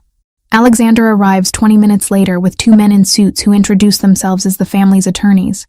They handle the police interviews while Alexander sits beside me, his hand wrapped around mine with crushing pressure. Victor identified them as Ndrangheta associates, he says quietly once we're alone. This was a message. They wanted me to know they could reach you, reach Lily, anytime they wanted. They tried to kidnap my daughter. My voice sounds hollow, detached. And they failed. But they'll try again. His jaw clenches. I have a property in Greenwich, Connecticut. Secure, private, with full security team. I want you and Lily there until we resolve this situation. For how long? However long it takes. That evening, I pack bags for both of us with numb efficiency. Lily clings to me, afraid to let me out of her sight. When Alexander arrives to drive us, she reaches for him without hesitation, and he lifts her gently. I've got you, Piccola. No one's going to hurt you. I promise. The Greenwich property is beautiful in the fading light, a modern house set back from the road behind high walls and iron gates. Inside, it's surprisingly warm despite the expensive furnishings. Family photos cover one wall, and there are toys in the living room that look recently placed. Gianna's here? Lily perks up slightly. She and her parents are staying for a few days, too. For safety. Alexander sets her down. Why don't you go find her? I think she's upstairs in the playroom. Lily runs off, and I finally let myself break. The tears come hard and fast, and suddenly Alexander's arms are around me, holding me while I sob against his chest. I almost lost her. If your guard hadn't been there, but he was there. She's safe. You're both safe. How is this my life? How did I go from worrying about paying bills to worrying about kidnapping attempts? His hand strokes my hair, steady and grounding. Because you chose to stop running, because you stood up to people who want to use fear as a weapon. That takes courage, Megan. Real courage. Franco and Lauren appear, and Lauren immediately pulls me into a hug. The girls are upstairs playing. Dr. Hayes is coming tomorrow to work with them. We'll get through this together. The house has 6 bedrooms. Lily and Gianna insist on sharing one, needing each other's company after the trauma of the day. Alexander puts me in the room next to theirs, with his own room across the hall. That night, I check on Lily a dozen times. Each time, I find her curled up next to Gianna, both girls sleeping fitfully. Around 2 a.m, I give up on sleep and go downstairs to the kitchen. Alexander is already there, standing by the window overlooking the dark garden. He's in sleep pants and a t-shirt, his hair mussed, looking more human than I've ever seen him. Can't sleep either? I ask, thinking about all the ways today could have gone worse. He turns to face me. I've dealt with threats my entire adult life. It's part of the world I chose. But watching you go through this, knowing I brought this danger to you and Lily, you didn't bring it. Ryan did. The Ndrangheta did. You're the one keeping us safe. Am I? Or am I the reason you need protection in the first place? I move closer, taking his hand. You're the reason Lily is alive and well cared for, instead of dealing with medical debt and an abusive father. You're the reason I have a job I love and friends who feel like family. Don't diminish that because of what happened today. He pulls me close, and we stand there in the quiet kitchen, holding each other. When he finally kisses me, it's different from before. Not heated or urgent, but tender. A promise of safety and solidarity. The days that follow establish a strange new normal. Dr. Hayes works with both girls, using play therapy to help them process what happened. Lily draws pictures of the superhero guard who saved her. Gianna talks about being brave like her Uncle Alexander. I work remotely, coordinating events from Alexander's home office while he handles restaurant business from the same space. It's intimate in unexpected ways, existing in the same room for hours, occasionally looking up to catch each other's eye. Franco and Lauren stay through the weekend before returning to the city for work, but they visit daily. The house fills with the sounds of family, children's laughter mixing with adult conversation, meals shared around the large dining table. 5 nights into our stay, I wake from a nightmare screaming. In the dream, I couldn't reach Lily, couldn't stop the men from taking her. Alexander is in my room before I fully wake, sitting on the edge of my bed, pulling me against his chest. She's safe, right next door, sleeping peacefully with Gianna. She's safe. I cling to him, unable to stop shaking. I keep seeing it. What could have happened? What they wanted to do. I know. I had the same nightmares after Julia died, replaying every moment, wondering if I could have done something different. His hand strokes my back in slow, soothing circles. But you can't live in the what-ifs. You have to focus on what is. Lily is alive and safe. You're both here, protected. That's what matters.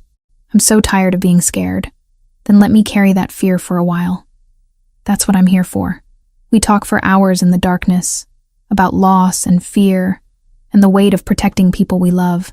Alexander tells me about Julia's last days, how helpless he felt watching her fade. I tell him about the moment the doctor said Lily had cancer, how the world tilted and never quite righted itself. You understand, I whisper, what it's like to be terrified of losing someone. Better than I wish I did. He tucks a strand of hair behind my ear, but I also understand what it's like to find someone worth fighting for again, worth risking the fear of loss. The kiss happens naturally this time.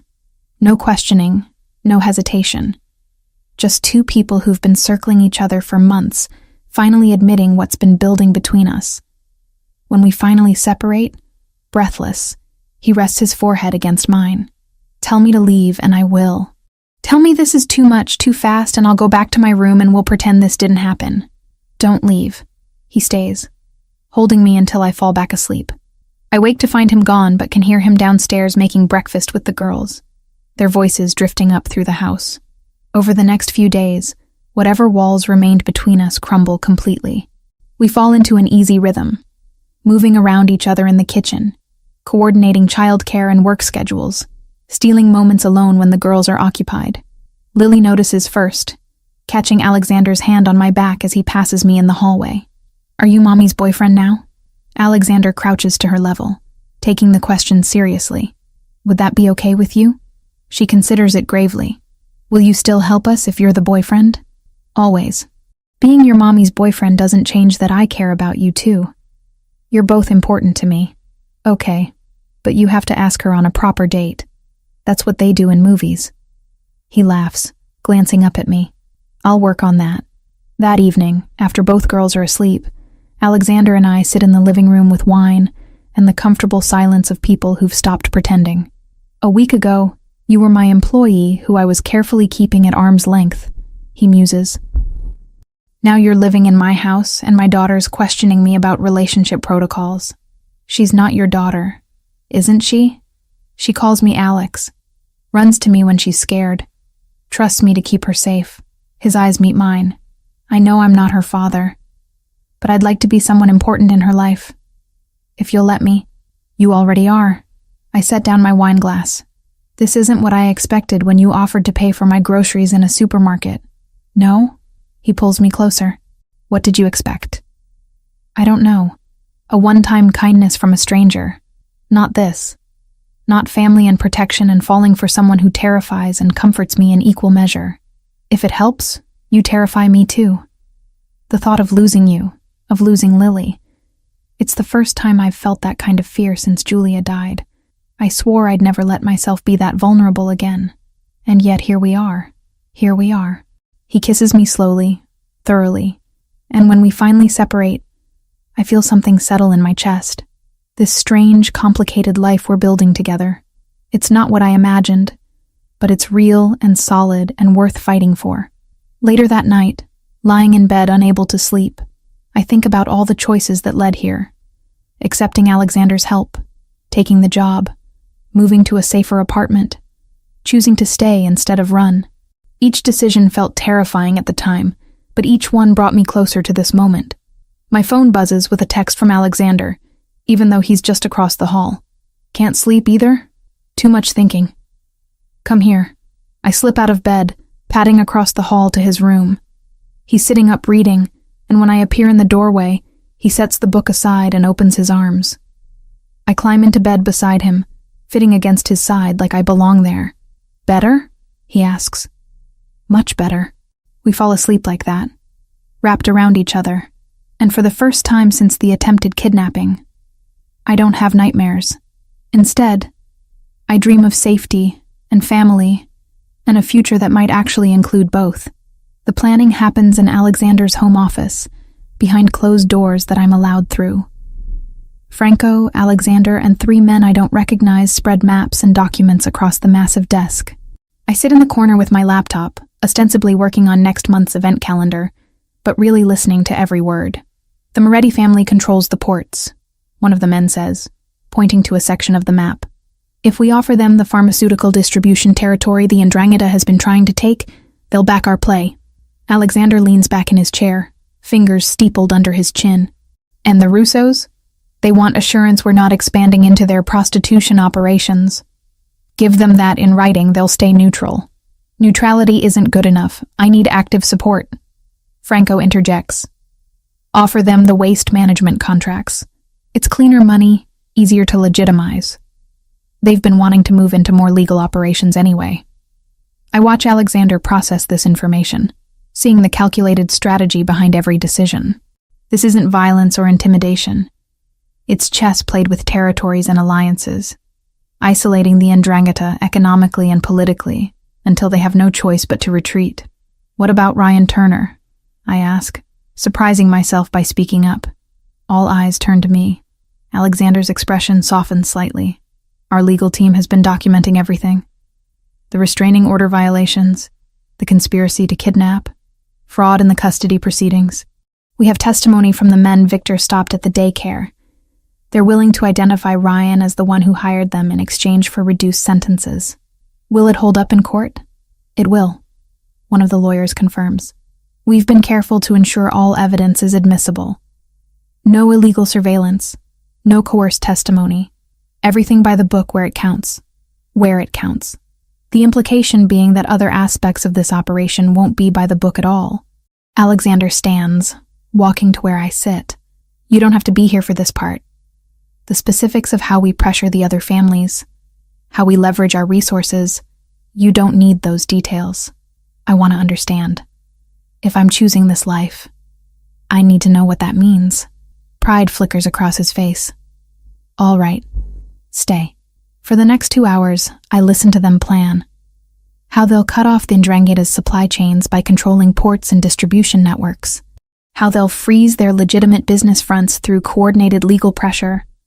How they'll offer other families incentives to abandon their alliance with the Calabrian organization. It's sophisticated, multi-layered, and completely outside any legal framework I've ever known. But it's also not violent.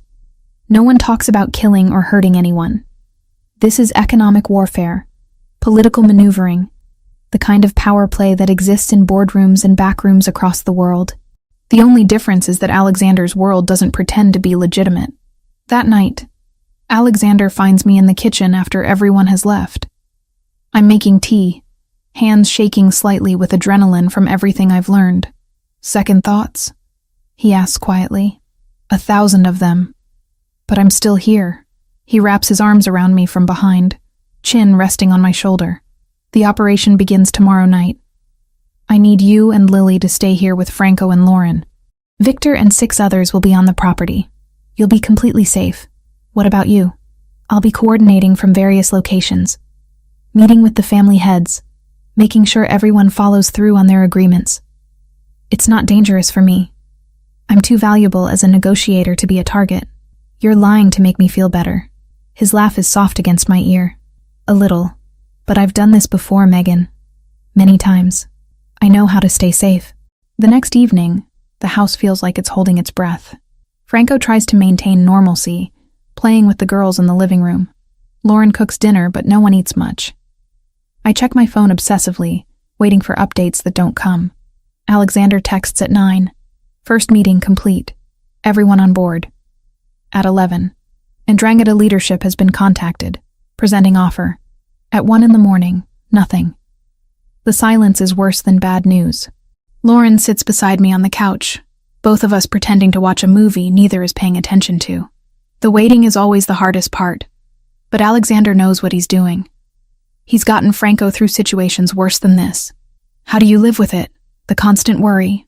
You learn to trust them. And you learn to be strong enough to handle whatever comes. She squeezes my hand. You're already stronger than you think. At 3:15, headlights sweep through the windows. My heart stops until I see Alexander climb out of the car, Victor beside him. He's exhausted, his suit jacket gone, tie loosened, but he's whole and unharmed. I meet him at the door, and he pulls me into a tight embrace. It's done. They agreed to our terms. Ndrangheta pulls out of our territory, accepts restrictions on their northeastern operations, in exchange for concessions in Philadelphia and parts of New Jersey. Ryan Turner is being arrested as we speak. It's really over. This part is. He pulls back to look at me. The legal proceedings will take weeks, but the immediate threat is neutralized.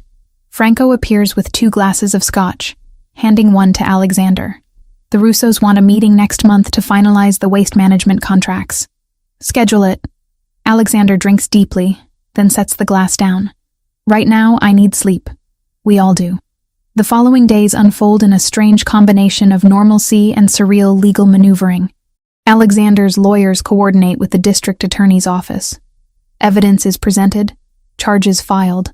Ryan is denied bail as a flight risk and for violating a restraining order during an attempted kidnapping conspiracy.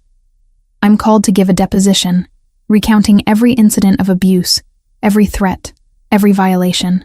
Alexander's lawyer sits beside me through all of it, ensuring no one asks inappropriate questions or tries to intimidate me.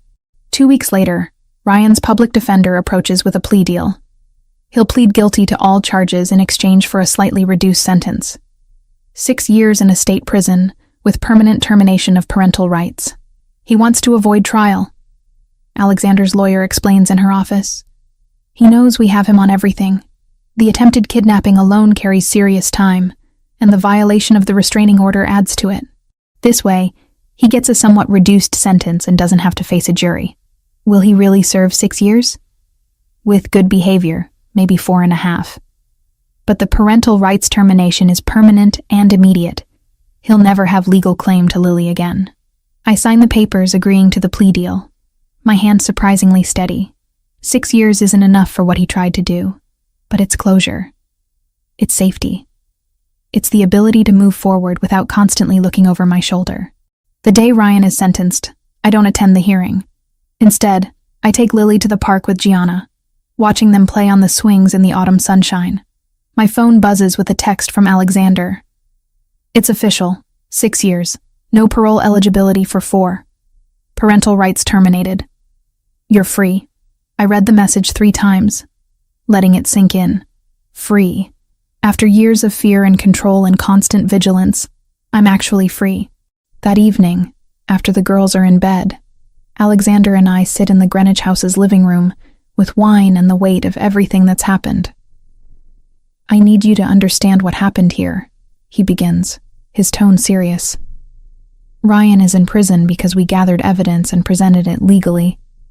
But the reason the Ndrangheta backed down wasn't legal. It was because I leveraged power and influence to isolate them, to make staying in conflict more expensive than retreating. I know. Do you? Because I need you to really grasp what that means. I solved this problem the way I solve most problems, through a combination of legitimate channels and decidedly illegitimate pressure. That's who I am, Megan. That's what being with me means. I set down my wine glass, meeting his eyes directly. I watched you plan that operation. I saw how you negotiated, how you maneuvered other families into supporting your position. I understand that you exist in a world where legal and illegal blur together, where power is currency and influence is protection. And you can accept that? I don't love it.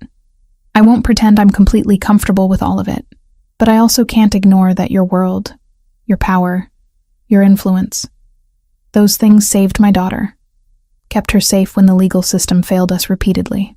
I move closer to him. You're not perfect. Your methods aren't always clean. But you're honest about what you are, and you've never lied to me about the complications that come with this life. His hand comes up to cup my face. This isn't a fairy tale. I can't promise things will be simple or easy. My world will always have dangers, will always have complications. There will be more situations like this, more threats, more difficult choices. I know. And I'm choosing it anyway. Choosing you. Choosing this family. Choosing to stop running and start building something real. I lean into his touch. But I need you to promise me something. Anything. Keep being honest with me. Don't hide the dangers to protect me. Let me be your partner in this, not just someone you shield from reality. I'm stronger than I look. I know you are. You've proven that a dozen times over. He pulls me close, and we sit there in the quiet house, holding each other. I love you, Megan. I don't say that lightly.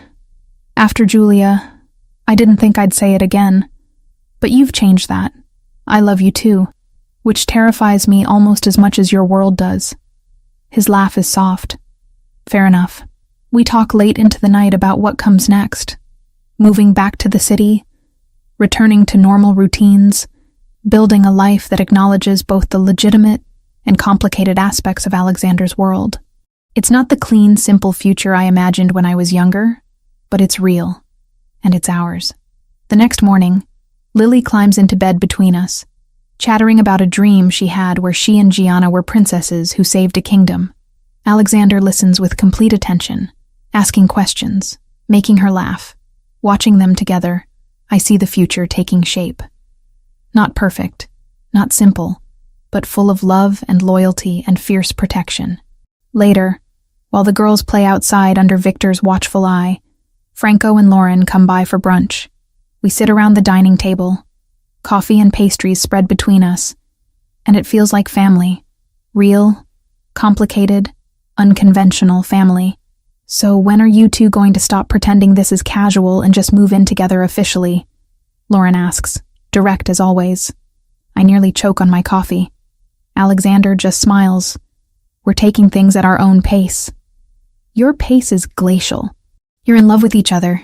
You're already living together half the time. Lily calls him Alex. Just make it official. Lauren. Franco warns, but he's grinning. What? Someone has to say it. Life's too short for unnecessary complications. Alexander looks at me across the table, a question in his eyes. I nod slightly, and he turns back to Lauren. Fine, we'll make it official. Megan and Lily will move into my place in the city. Happy? Ecstatic. When? Give us a month to coordinate logistics. Lily's settled at daycare. Megan's got events scheduled. We'll plan the move around those. It's decided just like that, our lives merging with casual efficiency over brunch. Later, after Franco and Lauren leave, I find myself standing at the windows overlooking the garden, processing how much has changed in just a few months. Alexander joins me, arms wrapping around my waist. Having regrets about the brunch announcement? No. Surprisingly, no. A few months ago, I was drowning in debt and fear. Now I'm planning to move in with a man who operates in the gray areas between legal and illegal, and I'm okay with it. That should probably concern me more than it does. But it doesn't? Not anymore. I've spent too much time being scared, making choices based on fear. This choice, this life with you, it's based on something else. Love, trust, partnership. That feels worth the complications. He turns me to face him. I will spend every day trying to be worthy of that trust. I know you will. We kiss there by the windows, the autumn sun warming our faces, and I feel something settle in my chest. This is my life now, not the one I planned, not the safe, simple existence I thought I wanted. But it's real and honest and mine. That night, tucked into Alexander's bed with his arms around me, I think about all the choices that led here, some made from desperation, some from hope, all leading to this moment.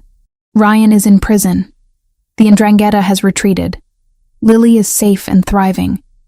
And I'm building a future with a man who showed me that strength sometimes looks like accepting help, that love can exist in complicated spaces, and that family isn't always neat and conventional. Outside, Victor maintains his watch. Inside, Lily sleeps peacefully down the hall. Beside me, Alexander's breathing evens out into sleep, and for the first time in years, I feel truly safe. Not because all the dangers are gone, but because I've stopped facing them alone. 8 months have passed since Ryan's sentencing, and life has settled into something I never quite expected. Not the fairy tale ending I imagined as a young woman, but something more solid, more real. Alexander and I officially moved in together 3 months ago, combining households in his spacious apartment in the city. Lily transitioned seamlessly, already spending so much time here that the move felt natural rather than disruptive. This morning, I wake to the sound of Alexander making coffee in the kitchen, Lily's laughter mixing with his deeper voice. They're planning something, conspiring over breakfast, and I take a moment to simply listen before joining them. "Morning," I say, padding into the kitchen in my pajamas. Lily is perched on a stool at the island, still in her purple nightgown, eating pancakes that Alexander has shaped into lopsided hearts. "Mommy, Alex made special pancakes. Look." She points at her plate with syrup-sticky fingers. I see that. Very fancy. I accept the coffee Alexander hands me, his kiss landing on my temple in an easy gesture of affection. "Gianna's birthday party is Saturday," Lily announces. "Can we go shopping for a present today after school? We'll see." I have a meeting this afternoon about the December events. My role at Bellissimo has expanded significantly. I now manage a team of 3 coordinators, overseeing all private events, corporate functions, and special occasions. The restaurant hosts high-profile clients regularly, and last month we catered a fundraiser that brought in over $500,000 for literacy programs. It's demanding work, but I love every challenging minute of it. My phone buzzes with a text from Lauren. "Family dinner tonight?" Franco's grilling. I show the message to Alexander, who nods. "Tell her we'll be there." Thursday has become our standing family dinner night. Sometimes at Franco and Lauren's house in the suburbs, sometimes here, occasionally at the Greenwich property when we all need to escape the city. It's routine now, comfortable and expected. These weekly gatherings where Lily and Gianna dominate the conversation, and the adults trade stories about work and life. At the restaurant, my morning is consumed by logistics. A tech company wants to host their annual gala here in February. 200 guests, multiple dietary restrictions, specific branding requirements. I coordinate with the kitchen staff, design preliminary floor plans, calculate costs. Franco stops by my office mid-morning with coffee and questions about next week's wedding. "The bride is nervous about the cake," he says, settling into the chair across from my desk. "Third call this week. I'll reach out to her directly. Sometimes they just need reassurance." I make a note. "How's the new sommelier working out?" "Brilliant." Alexander's instincts were right about him. We discuss business for another 20 minutes, and I'm struck by how natural this has become. Working alongside Alexander's family, being trusted with significant responsibilities, contributing to something larger than just a paycheck. I've proven myself not because of my relationship with Alexander, but through consistent competence and dedication. That afternoon, I make my monthly payment on the medical debt. $52,000 remaining, down from the original $147,000. At $2,000 per month, I'll be free of it in just over 2 years. The number that once felt crushing now feels manageable, a finish line I can actually see. Lily's quarterly oncology appointment was last week. Dr. Morrison pronounced her results excellent. 2 full years in remission with all markers exactly where they should be. "She's thriving," the doctor said, reviewing the charts. "Whatever you're doing, it's working. What we're doing is living. Really living. Not just surviving." Lily attends an excellent school where she and Gianna are inseparable. They have play dates and sleepovers, participate in the school play, argue over toys, and make up 5 minutes later. Normal childhood things that seemed impossible 2 years ago. She calls Alexander Papa now, has for months. It happened gradually, naturally, until one day she just started using the word without prompting. He never asked her to, never pushed for that designation. But I see what it means to him every time she says it. The way his expression softens, the care he takes with every interaction, the genuine love that's developed between them. I pick Lily up from school at 3, and we stop at a toy store to find the perfect present for Gianna. Lily deliberates seriously between art supplies and a science kit, finally choosing both because Gianna likes everything. That's very generous of you, I tell her as we drive home. But it's a lot of money. I have birthday money saved, and Papa said I could use his card if I needed more. She says it so casually, this blending of our lives and resources. Did he now? He said Gianna is family, and we take care of family. That's become our guiding principle. Family. Not just Franco and Lauren and Gianna, but the wider network of the Pellegrini organization. I've met cousins and associates, attended weddings and christenings, learned the intricate web of relationships and obligations that bind this world together. Nonna Sofia visited 3 times since moving back to Miami, each visit lasting a week or more. She's made her opinions on marriage abundantly clear during her weekly phone calls, offering increasingly less subtle hints that Alexander should propose already. You're not getting younger, she told me during last Sunday's call. And that man loves you. What's he waiting for? A sign from God? We're happy as we are, Nonna. Happy is good. Married is better. More permanent. I've learned to navigate the complexities of Alexander's world with increasing confidence. I know when to leave the room during certain phone calls, recognize the signs that business matters are being discussed that I shouldn't overhear. I've built friendships with other women in similar situations, comparing notes on how to maintain normalcy, while partnered with men who exist in morally ambiguous spaces. It's not the life I imagined at 20, fresh out of college with dreams of conventional happiness. But at 29, I understand that real life rarely follows imagined scripts. What I have is messy and complicated and built on foundations that aren't entirely legal. It's also loving and loyal and more honest than many conventional relationships I've witnessed. That evening, we gather at Franco and Lauren's for dinner. The girls disappear immediately to play, their voices echoing from upstairs. The adults congregate in the kitchen, Franco managing the grill while Lauren assembles salads and I set the table. How's the new event coordinator working out? Lauren asks, chopping vegetables with practiced efficiency. Really well. She's handling the smaller corporate events, which frees me up for the more complex planning. I arrange plates and silverware. We're actually ahead of schedule for next quarter. You've built something impressive there, Franco says, flipping steaks. The event department's revenue has tripled since you took over. Team effort. Your vision, your execution, Alexander corrects, appearing with wine glasses. Take the credit you've earned. Dinner is loud and chaotic in the best way. Lily and Gianna talk over each other, telling stories from school. Franco and Alexander debate soccer teams. Lauren and I exchange knowing looks across the table. The camaraderie of women who've chosen complicated men and found peace with that choice. After dinner, after helping clean up, after the girls have worn themselves out and fallen asleep in the car on the drive home, Alexander and I carry Lily to bed together. We move in practiced synchronization, removing her shoes, tucking her under blankets, leaving the door cracked just how she likes it. Back in the kitchen, Alexander pulls ingredients from the refrigerator.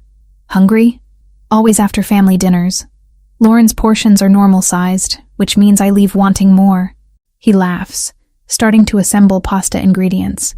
I join him, chopping garlic while he boils water, our movements coordinated from months of these domestic evenings. Nonna called me today, he mentions casually, asking again when I'm going to stop being ridiculous and make an honest woman of you. She uses the same line on me every Sunday. She's persistent. He slides past me to reach the olive oil, his hand briefly touching my waist. But she might have a point. I look up from the cutting board, meeting his eyes. Alexander, not now, just thinking out loud. But there's something in his expression. A decision he's already made, and is waiting for the right moment to share. We eat pasta at the kitchen counter, talking about work, and Lily's upcoming school concert, and whether we should spend next weekend in Greenwich, or stay in the city. Normal couple conversations about mundane logistics, the foundation of real partnership. Later, after we've cleaned up, we settle on the couch with wine and comfortable silence. I review event proposals on my tablet while Alexander reads reports on his phone. Lily appears in the doorway around 9, dragging her favorite blanket. Can't sleep, she announces, climbing onto the couch between us. Bad dream? I ask, wrapping an arm around her. No, just want to be with you guys. Alexander sets aside his phone, making room for her to curl up against his side. Within minutes, she's asleep again, breathing deep and even. She does this at least twice a week. I observe quietly. She's making sure we're still here, that this is real. He strokes her hair gently. Can't blame her. After everything she's been through, stability must feel fragile. Does it to you? Feel fragile? Not anymore. His hand finds mine across Lily's sleeping form. It did at first. After Julia, I thought anything good was temporary, something that would be taken away. But this, us, it feels solid, built to last. We sit there in the dim living room, Lily sleeping peacefully between us, and I feel the same solidity he describes. This life we've constructed from impossible circumstances, from desperate choices and risky trust, has become real and permanent. Megan, Alexander's voice is quiet, but serious enough to make me look up. I have something for you. He shifts carefully, not wanting to disturb Lily, and pulls a small box from his pocket. My heart stutters as he opens it, revealing a ring that catches the lamplight. Not ostentatiously large, but beautiful, a single stone set in a delicate band. I'm not good at speeches, he begins. I've spent months trying to find the right words, the perfect moment. But there isn't a perfect moment. There's just us, here, with your daughter asleep between us after a normal Thursday. And that's more perfect than any grand gesture I could plan. Tears prick my eyes. You changed my life, Megan. You and Lily both. You made me remember what it feels like to have a family, to have someone worth protecting, worth building a future with. He pauses, choosing his words carefully. I know I'm not easy. I know my world is complicated and sometimes dangerous. I know I can't promise you a simple, conventional life, but I can promise honesty. I can promise to put you and Lily first. Always. I can promise to love you with everything I have. Alexander, marry me. Not because it's expected or because Nona won't stop asking. Marry me because I want to spend the rest of my life with you. Because I want Lily to be my daughter legally as well as in my heart. Because what we have is real and worth making permanent. I look at this man who saved us when we were drowning, who showed me that strength sometimes means accepting help, who loves my daughter like his own. I think about the life we've built, imperfect and complicated but deeply, genuinely happy. Yes, the word comes easily, without hesitation. Yes, I'll marry you. He slides the ring onto my finger, and it fits perfectly. Of course it does. Alexander plans everything carefully, pays attention to details most people miss. I love you, I tell him, meaning it in all the complicated ways that love exists in real life. Not the simple fairy tale version, but the messy, difficult, beautiful reality of choosing someone every day despite the challenges. I love you too. He leans across Lily to kiss me, gentle and full of promise. Lily stirs between us, mumbling something in her sleep. We adjust positions, settling back into comfortable proximity. Newly engaged, but nothing fundamentally changed. We were already committed, already building a life together. The ring is just a formalization of what already existed. Later, after carrying Lily back to her bed for the second time, Alexander and I lie in our own bed in the darkness. No regrets? He asks quietly. About saying yes? No. About everything that led here? Still no. I turn to face him. This isn't the life I imagined when I was 20. It's better. More real. Built on honest foundations instead of fantasies about how things should be. We did this together. Made something good out of impossible circumstances. We did. We fall asleep like that, tangled together. And I dream not of what might have been, but of what is. A life built consciously, deliberately, with eyes wide open to both the beauty and the complications. A family assembled from broken pieces that somehow fit together perfectly. This is my life now. Event planner for a restaurant with ties to organized crime. Partner to a man who operates in moral gray areas. Mother to a daughter who survived cancer and calls a mafia boss Papa. It's complicated and unconventional and occasionally terrifying. It's also filled with love and loyalty and fierce protection. It's Sunday dinners and school concerts and quiet Thursday evenings. its hard-won safety and deliberately chosen happiness. And standing here in this complicated, beautiful life, I wouldn't change a single choice that brought me here. The end.